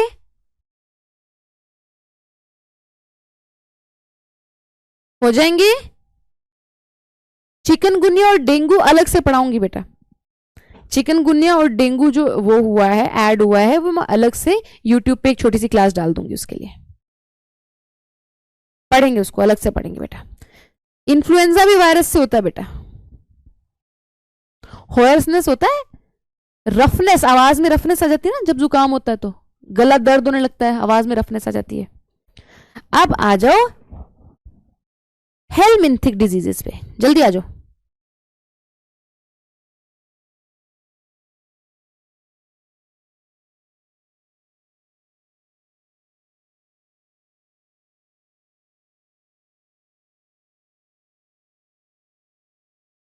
एक मिनट, कहाँ गई मेरी हेलमिंथिक डिजीजेस?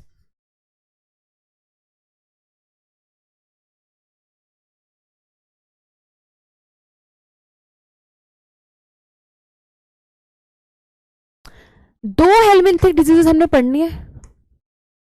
हेलमिंथ की क्या मतलब है? हेलमिंथ का मतलब है मेंबर ऑफ एस्केलमिंथीज।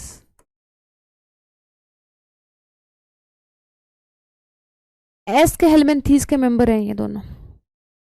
दो हेलमिंथिक डिजीज हमने पढ़नी है, अस्कैरियासिस जो कॉज होगा अस्कैरिस नाम के हेलमिंथ से। अस्कैरिस लंब्रिकॉइडस होता है इसका पूरा नाम, एनसीईआरटी में अस्कैरिस दिया है। और फाइलेरियासिस जिसे हम एलिफेंटियासिस भी कहते हैं, और ये होता है वुचरेरिया नाम के वॉर्म से, जिसे हम फाइलेरियल वॉर्म भी कहते हैं, वुचरेरिया। ठीक है, बैनक्रॉफ्टी दो इसकी हमने वो पढ़ी है, बैनक्रॉफ्टी होता है एक, वुचरेरिया बैनक्रॉफ्टी, एक वुचरेरिया मलाई। ये दो स्पीशीज इसकी हमें मिलती होती हैं। इनको हम फाइलेरियल वॉर्म भी कहते हैं, फाइलेरियल वॉर्म, क्योंकि फाइलेरियसिस कॉज करता है ना। ठीक है, नाउ ध्यान से सुनेंगे।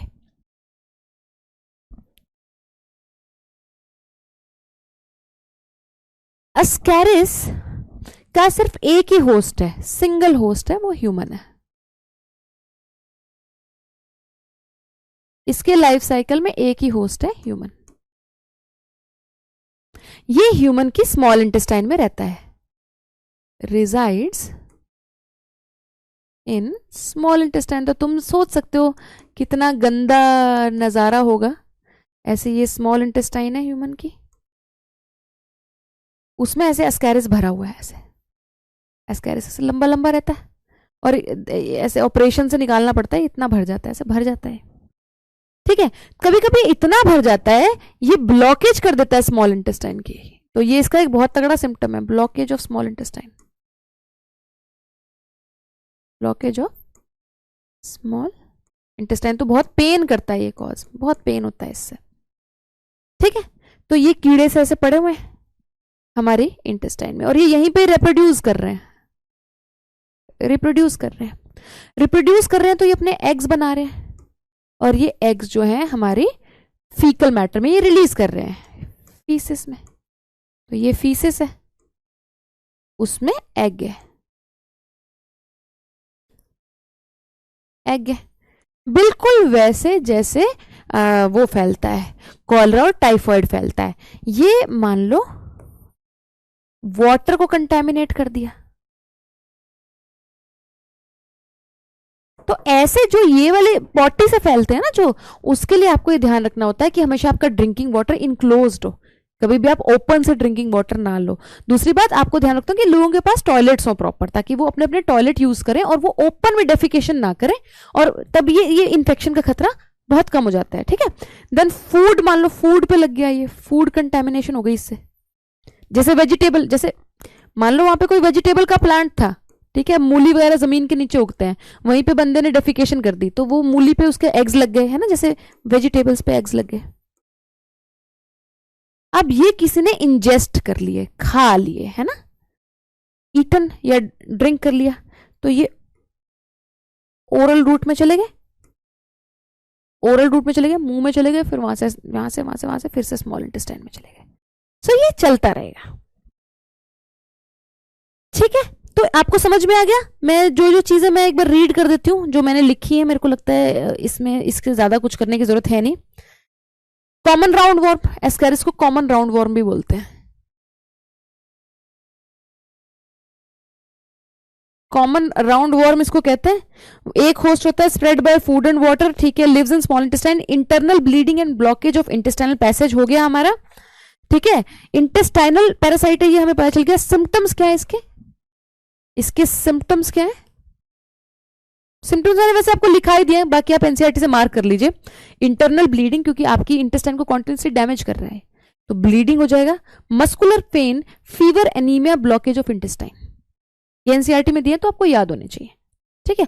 आगे अभी the following is not a symptom करके, तो सिम्टम्स आपको पता होने चाहिए, ठीक है। बाकी सब आपका एस्कैरिस में प्रॉपरली हो गया है। अब आ जाओ फाइलेरियासिस में। ये क्या करता है,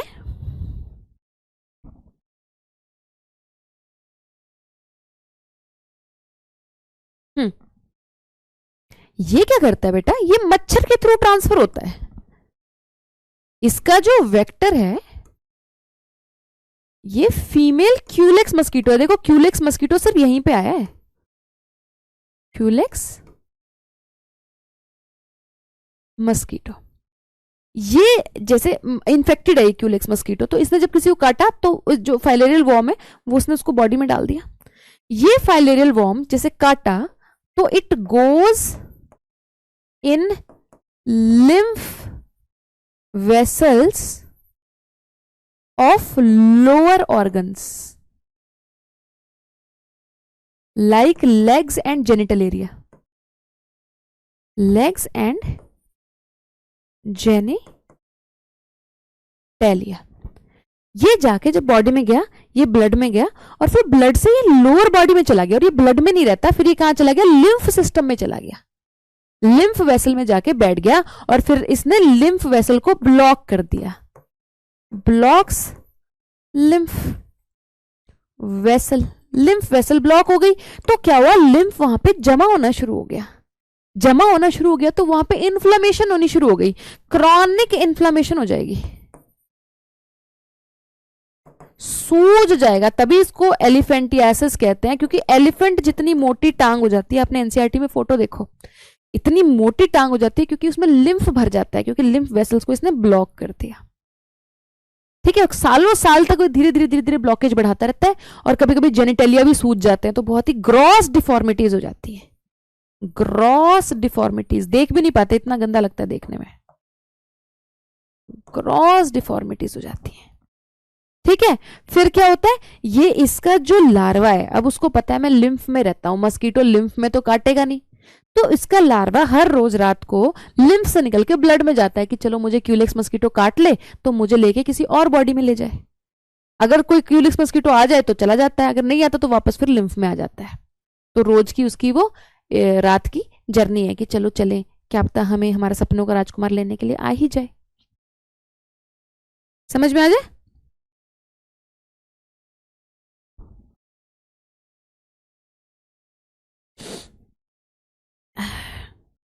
मैं देख लेती हूँ कुछ रह तो नहीं गया इसमें। फीमेल क्यूलेक्स हो गया, ये हो गया, क्रॉनिक इन्फ्लेमेशन हो गया, सब कुछ हो गया, सब कुछ हो गया, done, we are done.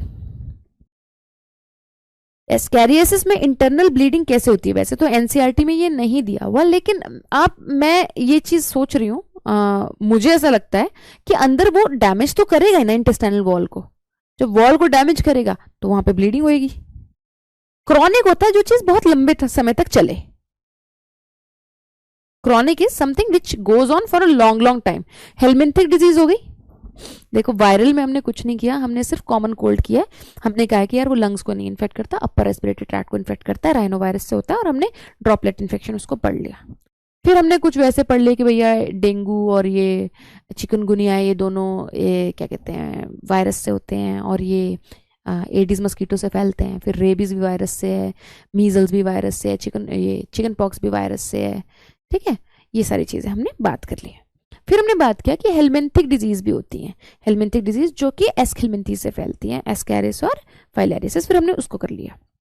Cure है बेटा, सबका क्योर है। अब हमारे पास दो डिजीजेज रह गई हैं।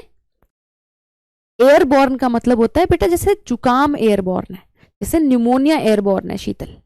ठीक है, एयरबॉर्न का मतलब होता है कि आपने छींक मारी, वो हवा में आपके ड्रॉपलेट चले गए। अब वो ड्रॉपलेट किसी के भी अंदर जा सकते हैं या किसी चीज पे चिपक सकते हैं, वहां से फिर किसी के अंदर जा सकते हैं।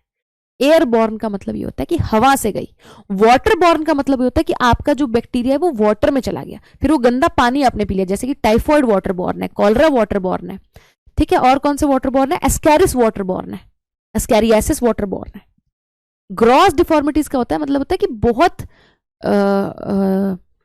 देखने में बहुत ही गंदी और बहुत ही कॉन्स्पिकुअस, कि बिल्कुल एकदम से सामने दिख रही है, मतलब छुपी हुई नहीं है। ग्रॉस डिफॉर्मिटीज, बहुत ज्यादा ज्यादा डिफॉर्मिटीज हो गई है।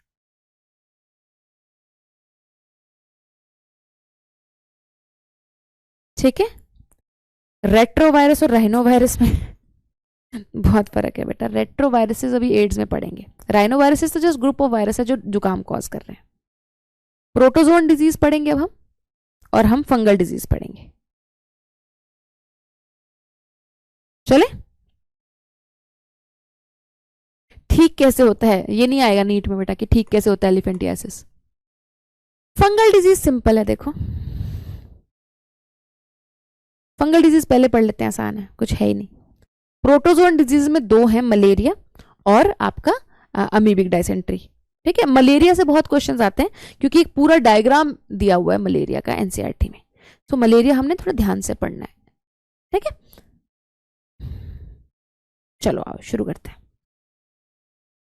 थोड़ा सा मैं पानी पी लेती हूँ, मैं थोड़ा सा पानी पी लेती हूँ। ठीक है, और हम 1 मिनट का ब्रेक ले लेते हैं, और फिर हम लोग ये करेंगे। आज 12 बजे हम क्लास खत्म कर देंगे। वैसे मैंने कहा था क्लास छोटी होगी, बट क्लास छोटी हो नहीं पाई। 12 बजेंगे ही बजेंगे इसमें, तो मलेरिया करते हुए, अमीबिक डायसेंट्री करते हुए बच जाएंगे। 12 से थोड़ा पहले छोड़ देंगे। ठीक है, चलो। सिम्टम्स ऑफ फाइलेरियासिस अभी तो बताया स्मृति, सूज जाती हैं, टांगे सूज जाती हैं, सेक्स ऑर्गन सूज जाते हैं, ग्रॉस डिफॉर्मिटीज हो जाती हैं।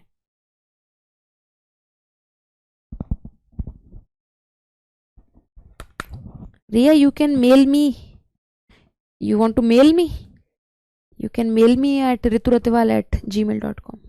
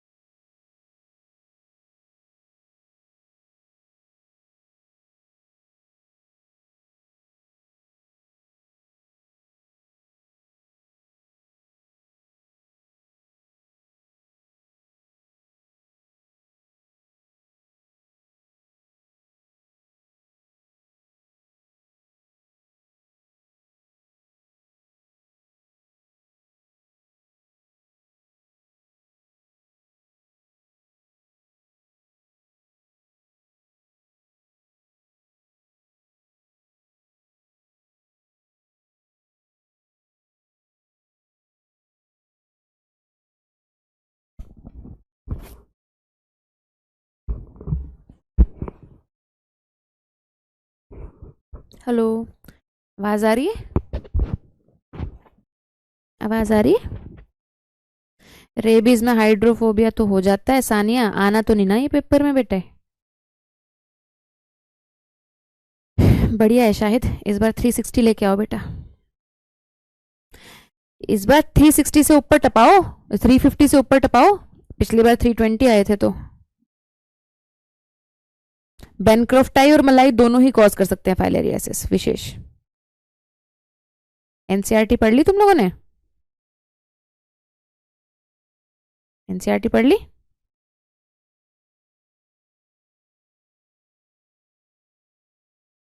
विच डक्ट लूप्स और यूरिनरी ब्लैडर, वाज डिफरेंस ही होना चाहिए मुंताहा। आंसर की गलत होगी फिर।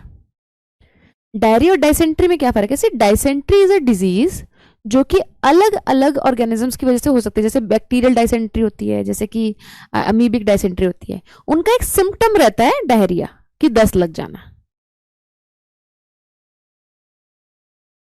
बता तो दिया ग्रॉस डिफॉर्मिटीज क्या होती है। अब सुन लो मेरी बात सुनो।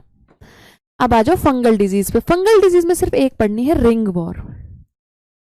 मेरी बात सुनो, तुम्हें रिंग वॉर्म सुन के ऐसे वॉर्म वाली फीलिंग आएगी कि अच्छा ये भी कहीं एस्केलमेंथीस से तो नहीं होता।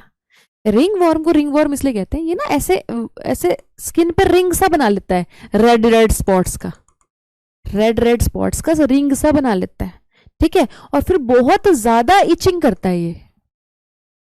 रिंग वॉर्म की अगर मैं बात करूं, ये बेसिकली 3 फंगस से होता है, 3 फंगल स्पीशीज से होता है, ठीक है। इनको हमें याद रखना है। हमें याद रखना है स्किन के ऊपर 2 फंगस जो कि धागे के जैसे थे, वॉलीबॉल खेल रहे हैं एक बॉल से वॉलीबॉल खेल रहे हैं इधर मार मार के। स्किन के ऊपर, स्किन को हम क्या बोलते हैं? एपिडर्मिस, ठीक है। एपिडर्मिस और डर्मिस होती है स्किन में। तो एपिडर्माफाइटॉन, मैं स्पेलिंग देख के लिख लेती हूँ, रुको बढ़िया तरीके से। एपिडर्मोफाइटॉन,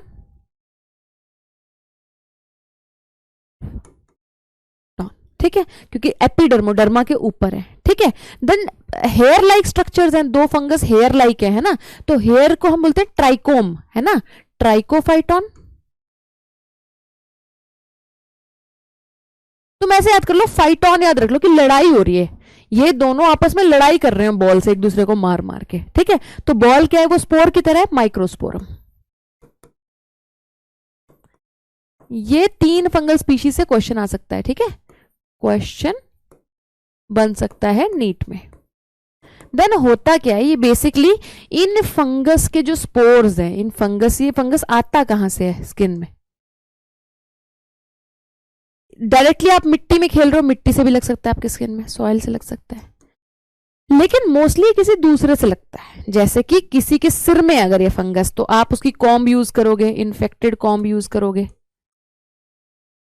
तो वहां से लग जाएगी। किसी के स्किन पे है फंगस तो इन्फेक्टेड क्लोथ्स आप यूज करोगे, टॉवल यूज कर लो आप उसका, वहां से लग जाएगा, ठीक है। तो बेसिकली लोगों के कपड़ों में फंगस के स्पोर रह जाते हैं जिसके पहले से, तभी कहते हैं ना फंगस इन्फेक्शन जो है वो इजीली फैल जाता है। वो कैसे फैलता है? उसके स्पोर्स रह जाते हैं, फिर आपने वो टच कर लिए तो वो आपकी बॉडी पे आ गए, या सॉइल से भी आ सकता है। तो होता क्या है, ये ना ऐसे स्पॉट्स से बना लेता है, गोल गोल स्पॉट्स बना लेता है, तो इसलिए इसको रिंग वॉर्म बोलते हैं। और इसमें बहुत ज्यादा इंटेंस ईचिंग होती है, इंटेंस ईचिंग होती है, बहुत ज्यादा खुजली होती है, रेडनेस होती है, ठीक है। एंड और इसमें मेरे को क्या बताना था, इंटेंस इचिंग होती है। हाँ, कहां पे होते हैं ये? जैसे स्कैल्प में हो सकता है, सिर में हो सकता है, नेल्स में हो सकता है, वैसे स्किन में हो सकता है। लेकिन स्किन स्पेसिफिकली कहाँ की स्किन में होता है? जहां अच्छे से मॉइस्चर मिले, क्योंकि फंगस को जितनी वार्मथ और मॉइस्चर मिलती है वो ग्रो करता है। फोल्ड्स ऑफ स्किन में ये मोस्टली मिलेगा आपको, फोल्ड्स ऑफ स्किन, जैसे कि आपके ग्रॉइन एरिया में, ग्रॉइन एरिया होता है जहां पे टांगे, जहां पे आपके टांगे आपके टॉर्सो से ज्वाइन करती हैं, तो वहां पे फोल्ड बनता है ना स्किन का, तो उसको ग्रॉइन एरिया बोलते हैं। ग्रॉइन है ये, GROIN, ग्रॉइन एरिया के फोल्ड में, क्योंकि मॉइस्चर है और हीट है। Then between toes, fingers and toes के बीच में मॉइस्ट एरिया, वार्म एरिया होगा, ढका हुआ एरिया होगा, तो वहां पे ये फंगल जो है इन्फेक्शन ग्रो कर सकता है। और इसमें मुझे कुछ बताना है नहीं, इतने में आपका काम बढ़िया चल जाएगा। ठीक है, ये भी one of the most infectious, जैसे common cold one of the most infectious है ना, ये भी one of the most infectious है, डिजीजेस है, डिजीजेस। अब प्रोटोजोन पे चलो, चले प्रोटोजोन पे।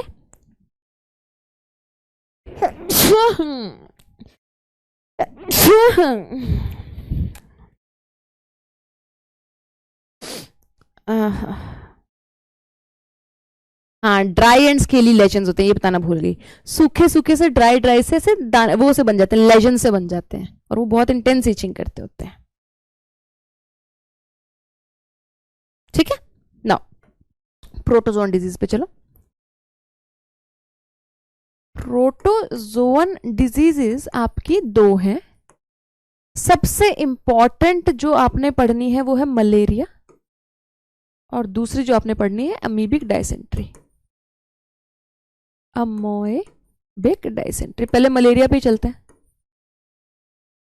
मलेरिया को ध्यान से सुनो, ये एक छोटे से स्पोरोजोन से कॉज होता है। स्पोरोजोन आपको याद है प्रोटोजोन्स में, जो स्पोरोजोन, जो हमारे बच्चे बायोलॉजिकल क्लासिफिकेशन जिनको आता है उनको पता है कि प्रोटोजोन में जाके, जैसे प्रोटिस्टा में प्रोटोजोन होता है, फिर वहां पे स्पोरोजोन, एमीबॉइड्स, ये सब रहते हैं। ठीक है, पहले फ्लैजिलेटेड प्रोटोजोन, सिलिएटेड, तो स्पोरोजोन है एक प्लाज्मोडियम। मतलब इसका ना फ्लैजिला है, ना सीलिया है, ना ना इसके सूडोपोडिया बनते। प्लाज्मोडियम नाम का ये प्रोटोजोन है। अब प्लाज्मोडियम की बड़ी स्पीशीज है, प्लाज्मोडियम वाइवैक्स, प्लाज्मोडियम मलेरिया। वैसे तो 4 होते हैं एनसीईआरटी में, कोई 3 दिए हुए हैं, मैं चेक करती हूँ कौन से। And Plasmodium falciparum, I think यही 3 दिए हुए हैं एनसीईआरटी में, फैल्सीपैरम। ठीक है, यही दिए हुए हैं, हाँ यही 3 दिए हुए हैं। ठीक है, अब एनसीईआरटी में अगली बात कर दी, तो पहली बात तो तुम्हें ये तीनों लर्न होने चाहिए कि कौन कौन से प्लाज्मोडियम की स्पीशी होती है।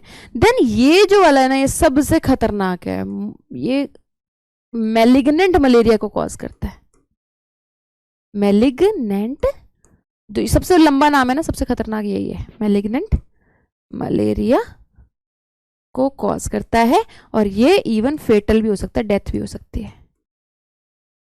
मोस्ट डेंजरस मलेरिया ये। तो कौन सा मोस्ट डेंजरस है ये तुम्हें पता होना चाहिए, है ना। अब इसका लाइफ साइकिल तुम ध्यान से देखो, मेरी बात सुनो, ध्यान से देखो मलेरिया में क्या होता है। मलेरिया के लाइफ साइकिल में 2 होस्ट होते हैं। मलेरिया होता है प्रोटोजो उससे, प्लाज्मोडियम से, और प्लाज्मोडियम के 2 होस्ट हैं। प्राइमरी होस्ट, अरे यार मैं तुम्हें बताती हूँ अच्छा होस्ट क्या होता है। रुको, पहले मैं तुम्हें इसका लाइफ साइकिल समझाती हूँ, फिर मैं तुम्हें होस्ट हास्ट बताती हूँ क्या होता है। होस्ट होता है जिसके बॉडी में लाइफ साइकिल चले। ठीक है, 2 होस्ट होते हैं, फीमेल एनोफ्लीज और ह्यूमन। अब कैसे होते हैं तुम एक बार लाइफ साइकिल समझ लो, फिर मैं तुम्हें समझाती हूँ इसकी टर्मिनोलॉजी। एक इन्फेक्टेड फीमेल एनोफ्लीज मस्कीटो के सलाइवरी ग्लैंड में मलेरियल पैरासाइट का इन्फेक्टिव स्टेज भरा होता है। ये एक मच्छरी बना रही हूं मैं, जो कि बड़ी अजीब बनेगी, लेकिन ये मच्छरी है, और ये इसका सलाइवरी ग्लैंड है। ये फीमेल एनोफ्लीज है।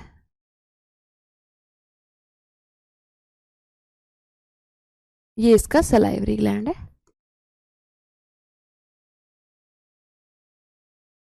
इसके अंदर बड़ी खतरनाक इन्फेक्टिव स्टेज भरी होती है, जो ह्यूमंस के लिए इन्फेक्टिव है। ऐसे अर्ध चंद्रमा से स्टेज होती है, ऐसे सिक्कल शेप से ऐसे शेप होती है। इसको हम बोलते हैं स्पोरोजोइट्स। तो इन्फेक्शन, पहली बात तो आपको ये पता होना चाहिए, ह्यूमंस में स्पोरोजोइट नाम की स्टेज से होता है। प्लाज्मोडियम की ही एक स्टेज है जिसको हम स्पोरोजोइट कहते हैं। तो अब यहां से आपकी ह्यूमन बॉडी शुरू हो चुकी है। This is human body. ये ह्यूमन बॉडी को काटती है, तो यहां से ये स्पोरोजोइट ह्यूमन बॉडी में एंटर कर जाते हैं, सलाइवा जो निकल के एंटर कर जाते हैं। तो ये ब्लड में स्पोरोजोइट आते हैं, ब्लड में स्पोरोजोइट आ गए, लेकिन ये ब्लड को कोई नुकसान नहीं पहुंचाते शुरू में। जैसे ही ब्लड में जाएंगे उसके थोड़ी देर बाद अगर आप ब्लड में चेक करोगे तो ब्लड में कोई स्पोरोजोइट नहीं आएंगे, ये सारे के सारे स्पोरोजोइट ह्यूमन लिवर में चले जाएंगे, ह्यूमन लिवर में जाएंगे और वहां पे डैमेज करना शुरू करेंगे। तो आपके लिए बहुत इंपॉर्टेंट है कि ये ह्यूमन बॉडी में क्या कर रहे हैं। पहली जगह वो डैमेज करते हैं लिवर को, ये लिवर के सेल्स में घुस जाते हैं, लिवर के सेल्स में स्पोरोजोइड्स घुस जाते हैं और यहां पे अपने आप को मल्टीप्लाई करते हैं, यहां पे घुस गए और यहां पे मल्टीप्लाई करते हैं अपने आप को एसेक्सुअली, ठीक है, एसेक्सुअल रिप्रोडक्शन करते हैं यहां पे और लिवर के सेल्स को डैमेज करते हैं। तो पहला काम जो वो ह्यूमन बॉडी में करते हैं, इंजेक्ट तो ब्लड में होते हैं लेकिन ब्लड में कुछ नहीं करते, तो जो पहला काम ह्यूमन बॉडी में करते हैं वो लिवर को डैमेज करना करते हैं, एसेक्सुअल रिप्रोडक्शन करते हैं, अपने नंबर को इंक्रीज करते हैं। जैसे ही नंबर को इंक्रीज करते हैं लिवर सेल्स को तोड़ देते हैं, फिर दूसरे लिवर सेल्स को इन्फेक्ट करते हैं, फिर उनमें मल्टीप्लाई होकर उनको तोड़ देते हैं, तो लिवर को डिस्ट्रॉय करते हैं, डैमेज करते हैं। फिर कुछ टाइम बाद जब इनका लिवर को डिस्ट्रॉय करके मन भर जाता है तो ये दोबारा से ब्लड स्ट्रीम में आते हैं, ये कहते हैं बहुत हो गया लिवर, अब चलो ब्लड स्ट्रीम में। ब्लड स्ट्रीम में ये आरबीसी के अंदर घुसते हैं, ये आरबीसी है, वैसे तो आरबीसी बाइन्यूक्लिएटेड शेप है लेकिन मैं यहां पे ऐसे नॉर्मली दिखा रही हूं। दे एंटर आरबीसी, आरबीसी में भी सेम चीज करेंगे, ये आरबीसी में घुसेंगे, अपना एसेक्सुअल रिप्रोडक्शन करेंगे, आरबीसी को ब्रेक डाउन करेंगे, ठीक है, एसेक्सुअल रिप्रोडक्शन करेंगे यहां पे भी। तो सेकंड चीज जो ये कर रहे हैं, आरबीसी के अंदर सेक्सुअल रिप्रोडक्शन, एसेक्सुअल रिप्रोडक्शन कर रहे हैं and break down of RBC कर रहे हैं, ब्रेक डाउन ऑफ आरबीसी कर रहे हैं। अब आरबीसी जब ब्रेक डाउन हो रहा है, आरबीसी जब ब्रेक डाउन हो रहा है तो यहां से केमिकल रिलीज हो रहा है, ब्रेक डाउन ऑफ आरबीसी की वजह से एक केमिकल रिलीज हो रहा है,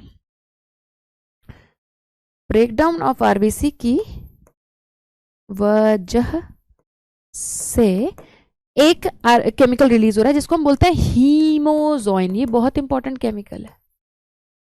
हीमोजोइन की वजह से ही रिकरिंग फीवर आता है, बार बार फीवर आता है एंड चिल्स आती है, सर्दी लगती है, निमोनिया, इसमें मलेरिया में, ठीक है। तो ऐसी डिजीज को हम क्या बोलते हैं जिसमें वेक्टर जो जैसे किसी वेक्टर से जो ट्रांसफर हो रही है, जैसे कि मस्कीटो वगैरह से, तो उसको बोलते हैं वेक्टर बॉर्न डिजीज। जैसे एड्स भी, सॉरी एड्स नहीं, I am so sorry, dengue भी वेक्टर बॉर्न डिजीज है, चिकनगुनिया भी वेक्टर बॉर्न डिजीज है, फाइलेरियासिस भी वेक्टर बॉर्न डिजीज है और मलेरिया भी वेक्टर बॉर्न डिजीज है।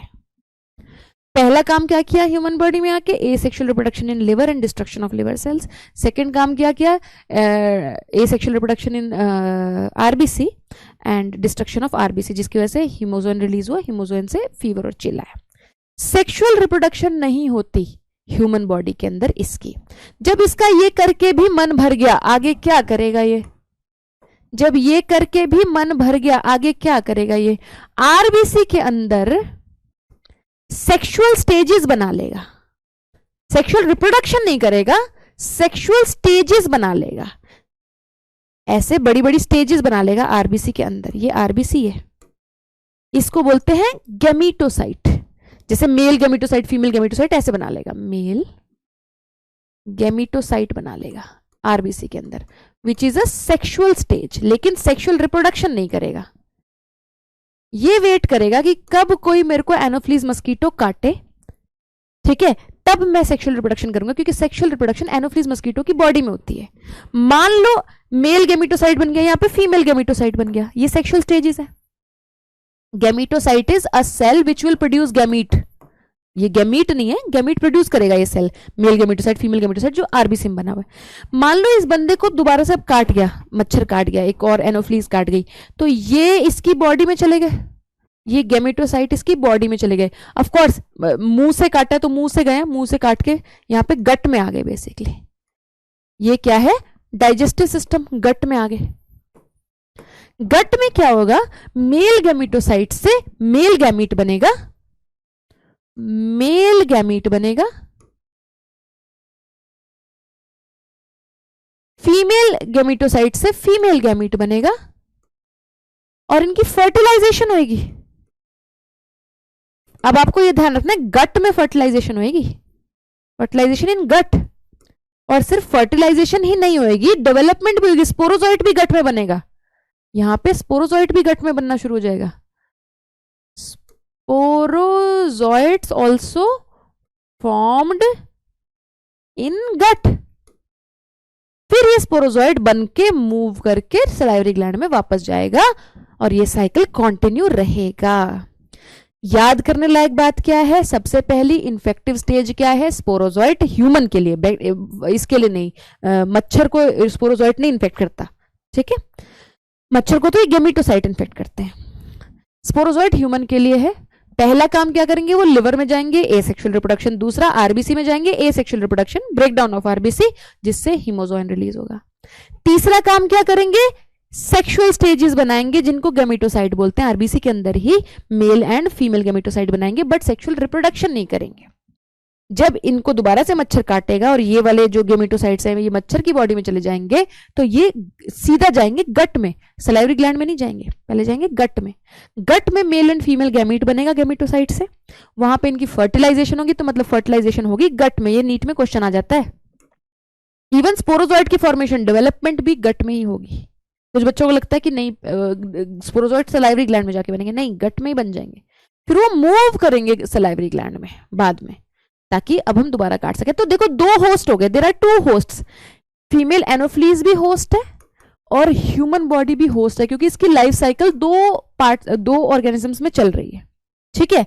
देन एक ह्यूमन से दूसरे ह्यूमन में कौन ट्रांसफर कर रहा है? मस्कीटो कर रहा है। तो फीमेल एनोफ्लीज इसका वेक्टर भी है, होस्ट भी है और वेक्टर भी है, ठीक है? वेक्टर ट्रांसफर कर रहा है, होस्ट है क्योंकि उसकी बॉडी में लाइफ साइकिल चल रहा है। देन जिस होस्ट की बॉडी में सेक्सुअल रिप्रोडक्शन होती है उसको प्राइमरी होस्ट बोलते हैं। अब आप देखो सेक्सुअल रिप्रोडक्शन इधर हो रही है, इधर हो रही है, रिप्रोडक्शन मतलब फर्टिलाइजेशन होना, तो ये प्राइमरी होस्ट है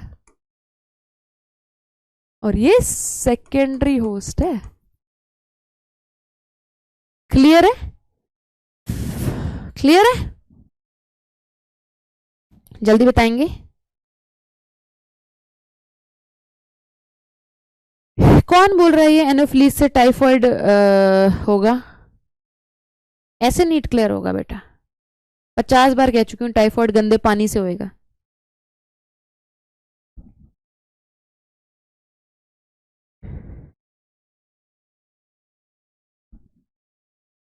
शाइजोंट नहीं आएगा, मीरोजोइड्स नहीं आएगा, याद ही नहीं करने आपको अनुश्री।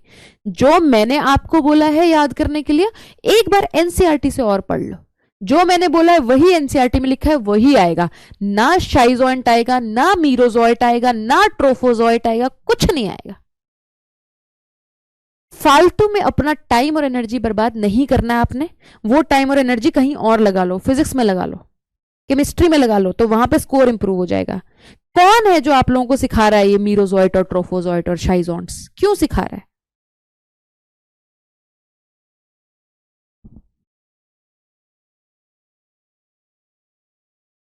हीमोजोइन एक केमिकल होता है जो ब्रोकन आरबीसी से निकलता है और बुखार और चिल्स करता है बॉडी में।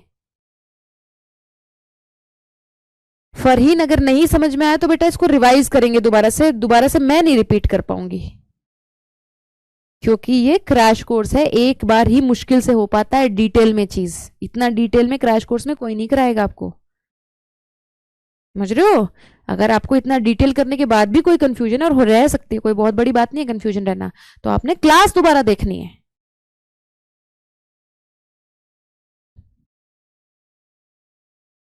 क्लियर? लास्ट टॉपिक है आज का, अमीबिक डाइसेंट्री। इसको ध्यान से सुनेंगे, इस पे क्वेश्चन आते हैं, लेकिन पहले आए थे क्वेश्चन, अब तो बहुत दिन से नहीं आए।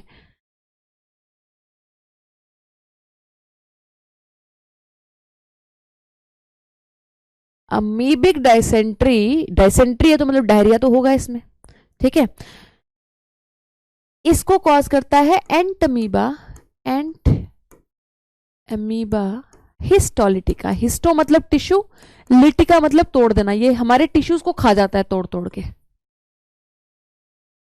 ये रहता है ह्यूमन के लार्ज इंटेस्टाइन में, लार्ज इंटेस्टाइन का वासी है ये थोड़ा सा एनसीईआरटी से हमें बाहर पढ़ना पड़ेगा, क्योंकि इसमें आउट ऑफ एनसीईआरटी क्वेश्चन आ गया था थोड़ा सा, तो मैं जितना बताऊंगी उसमें से आपका क्वेश्चन सॉल्व हो जाएगा। होता क्या है, इसका ये भी वही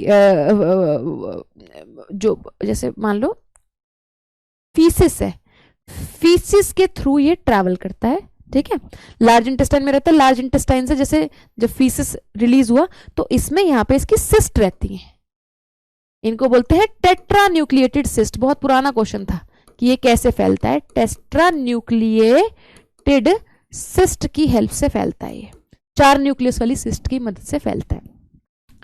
अब ये हमारे खाने में कैसे आएगा, ये इसको हाउस फ्लाई पिक करेगी, house fly is mechanical carrier, house fly pick करेगी, एनसीईआरटी में दिया हुआ मैकेनिकल कैरियर, तो आपको पता होना चाहिए कैसे फैल रहा है।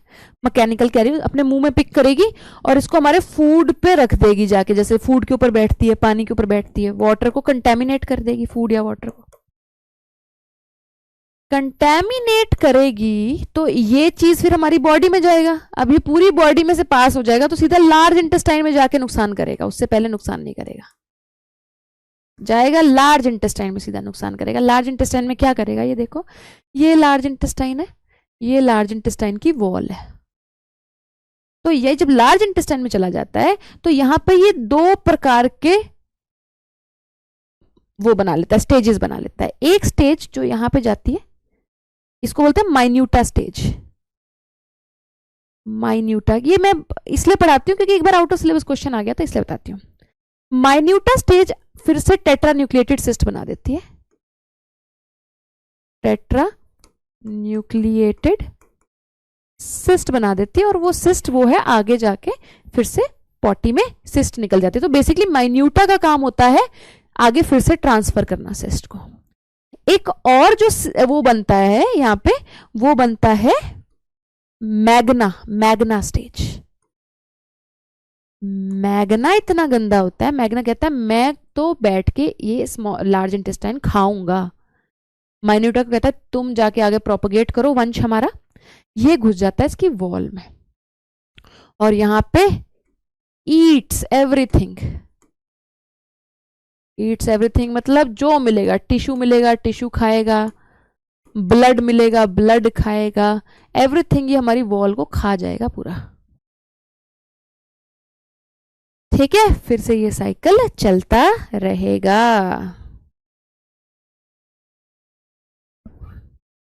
स्पोरोजोइट ह्यूमंस को इन्फेक्ट करेगा, एनोफ्लीज को स्पोरोजोइट से इन्फेक्शन नहीं होता बेटा। ये वाला आपको मिल जाएगा डायग्राम के रूप में, जो मैं नोट्स प्रोवाइड करूंगी आपको। अब ये सारी बातें करने के बाद बेटा, ये वाली बातें मैंने सारी बता दी आपको। ये सारी बातें करने के बाद एनसीईआरटी में एक पैराग्राफ है कि भैया आपको बचना कैसे है इन्फेक्शियस डिजीज से, उसकी मैंने समरी आपको लिख दी, लेकिन वो समरी स्टार्टिंग में दे दी गलती से ना, जब टीम में वो बना रही थी, पीपीटी बना रही थी, तो उन्होंने वो समरी कि इन्फेक्शियस डिजीज से कैसे बचना है वो स्टार्टिंग में लगा दिए, तो उसमें आपने कोई चिंता नहीं करनी, यहां पे लगा दिया वो, यहाँ पे प्रिवेंशन ऑफ इन्फेक्शियस डिजीज यहाँ लगा दिए। तो मैं उसका आपको ये समझा देती हूँ कि उसमें है क्या क्या, आपने एक बार वो ढंग से पढ़ लेना है, क्योंकि ऐसे आप पढ़ नहीं पाओगे अगर मैं नहीं समझाऊंगी तो। ध्यान से सुनो, आपको इन्फेक्शियस डिजीज को प्रिवेंट करने के लिए आपने पर्सनल और पब्लिक हाइजीन को मेंटेन करना है, साफ सफाई रखनी है। पर्सनल हाइजीन में क्या होएगा, आप अपनी बॉडी क्लीन रखिए, नहाइए धोइए ठीक से, ताकि फंगल इन्फेक्शन वगैरह ना फैल सके आपके ऊपर, ठीक है। मान लो फंगल स्पोर आ भी गया लेकिन आप नहा लिए साबुन से, तो वो आपको रिंग वॉर्म कर नहीं पाएगा, ठीक है। देन आप अपने पीने का पानी और खाने का ध्यान रखिए कि साफ सुथरी चीजें आप खाएं, ताकि जो वाटर बॉर्न डिजीज है या फूड बॉर्न डिजीज है वो आपको ना हो। साफ जगह से ही लीजिए हमेशा, अपने पानी जो पीने का पानी है वो हमेशा कवर्ड जगहों से ही लीजिए। देन पब्लिक हाइजीन क्या रहेगी, पब्लिक हाइजीन रहेगी अलग अलग प्रकार की पब्लिक हाइजीन आपको अलग अलग इन्फेक्शियस डिजीज से बचने के लिए चाहिए। जैसे वेस्ट और एक्सक्रीटा का आप डिस्पोजल ठीक से कीजिए, जो भी पॉटी से फैल रही है, जैसे टाइफॉइड फैल रहा है, कॉलरा फैल रहा है, अमीबिक डायसेंट्री फैल रही है ना, ये सब पॉटी से फैल रही है। तो भैया अगर एक्सक्रीटा प्रॉपर वॉशरूम में ही रिलीज किया जाएगा तो वहां पे फैलने के चांसेस कम हो जाएंगे। देन वाटर रिजर्वोयर्स हमेशा ढक ढुक के रखिए अपने, ताकि ये चीजें ना फैलें। These measures are particularly essential where infectious agents are transmitted through food and water, जैसे टाइफॉइड में, अमीबियोसिस में और एस्कैरियासिस में। तो एस्कैरियासिस, एमीबियोसिस और टाइफॉइड से बचने के लिए आपको क्या करना है, एक्सक्रीटा को सही जगह ठिकाने लगाइए और पानी को बचाइए। अब आपसे पूछ ले भाई, कॉमन कोल्ड से बचने के लिए आपको अपना पानी ठीक से बचा के रखना और एक्सक्रीटा को ठिकाने लगाना, तो वो कोई सेंस नहीं बनेगा ना, क्योंकि कॉमन कोल्ड तो एयर में फैलता है ना। तो कॉमन कोल्ड से बचने के लिए अलग तरीके हैं, हर बीमारी से बचने के लिए अलग अलग तरीके हैं।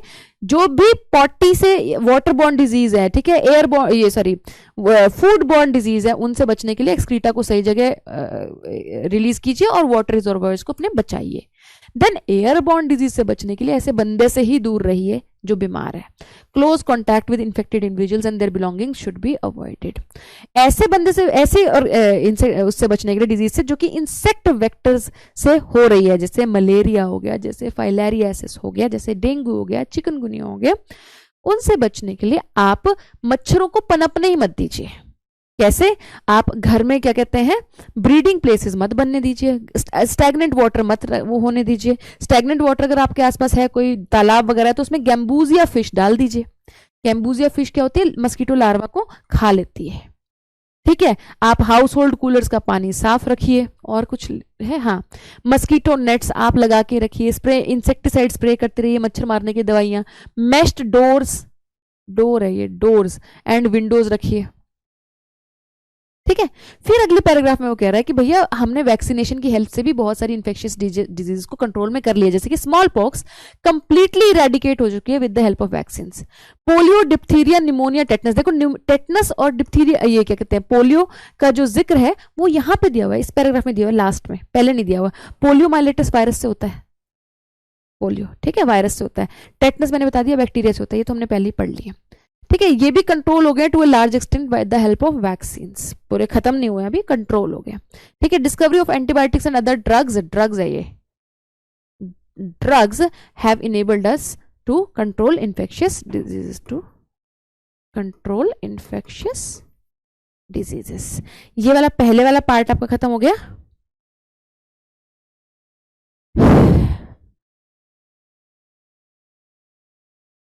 ओवेल एनसीईआरटी में दिया नहीं हुआ, डालिए। जो दिया हुआ एनसीईआरटी में प्लाज्मोडियम की स्पीशी वही करनी है आपने, वाइवेक्स, मलेरिया और फैल्सीपेरम। इंक्यूबेशन पीरियड कुछ नहीं करना। क्या एनसीईआरटी में इंक्यूबेशन पीरियड है? नहीं, तो आपको नहीं करना।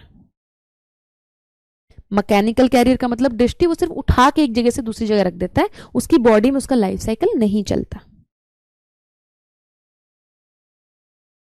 स्टूल का मतलब एक्सक्रीटा या पॉटी होता है।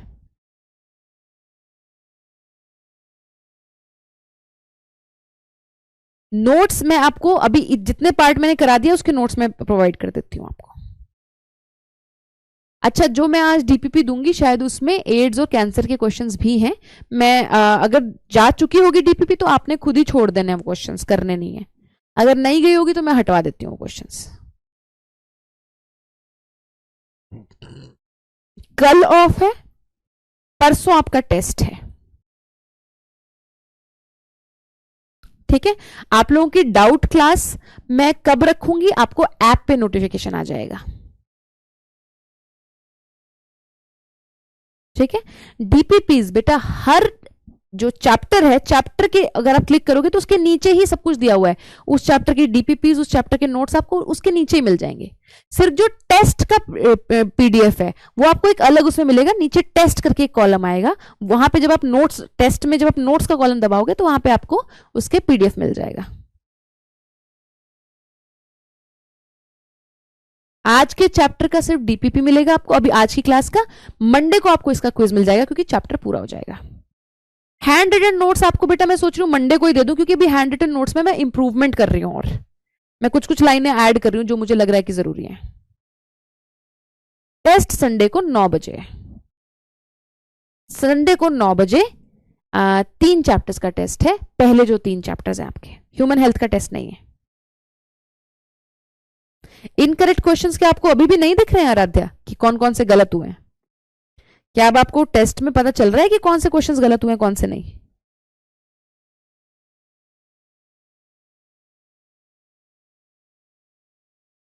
मैं बात करती हूँ गोल्डी, अगर नोटिफिकेशन नहीं आ रही तो।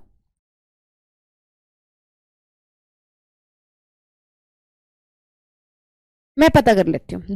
दो चीजें मैंने टीम को बतानी है कि आपके जो क्वेश्चंस गलत हुए वो आपको एग्जैक्टली पता चलने चाहिए कौन से गलत हुए, पर पता चल रहे हैं, आई थिंक पता चल रहे हैं, क्योंकि बच्चे मुझे डाउट भेज रहे हैं मेल पे, तो उनको पता चल रहा है वो क्वेश्चन उनका गलत हुआ है। नहीं पता चल रहा है अब पता चल रहा है, क्योंकि बच्चा तो मुझे डाउट भेज रहा है।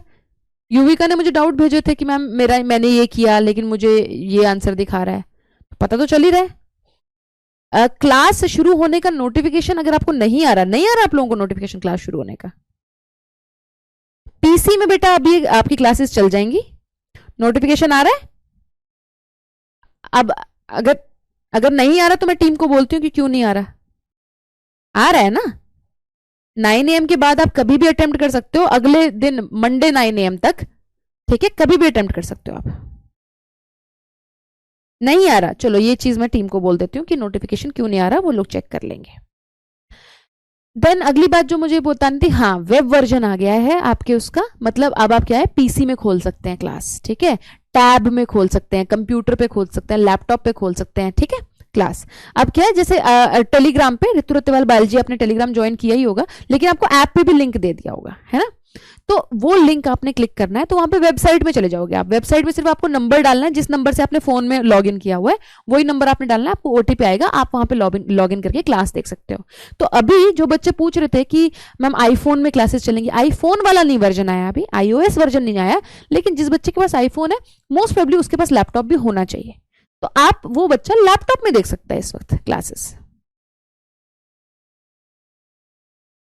बेटा 240 पीपी तो ब्लर होएगी ना। हाँ 24 आवर्स के बाद भी पता चले तो पता तो चलता है ना प्रांजलि, क्या सही है क्या गलत हो गया। चलो चलो, I will see you on Monday, thank you so much.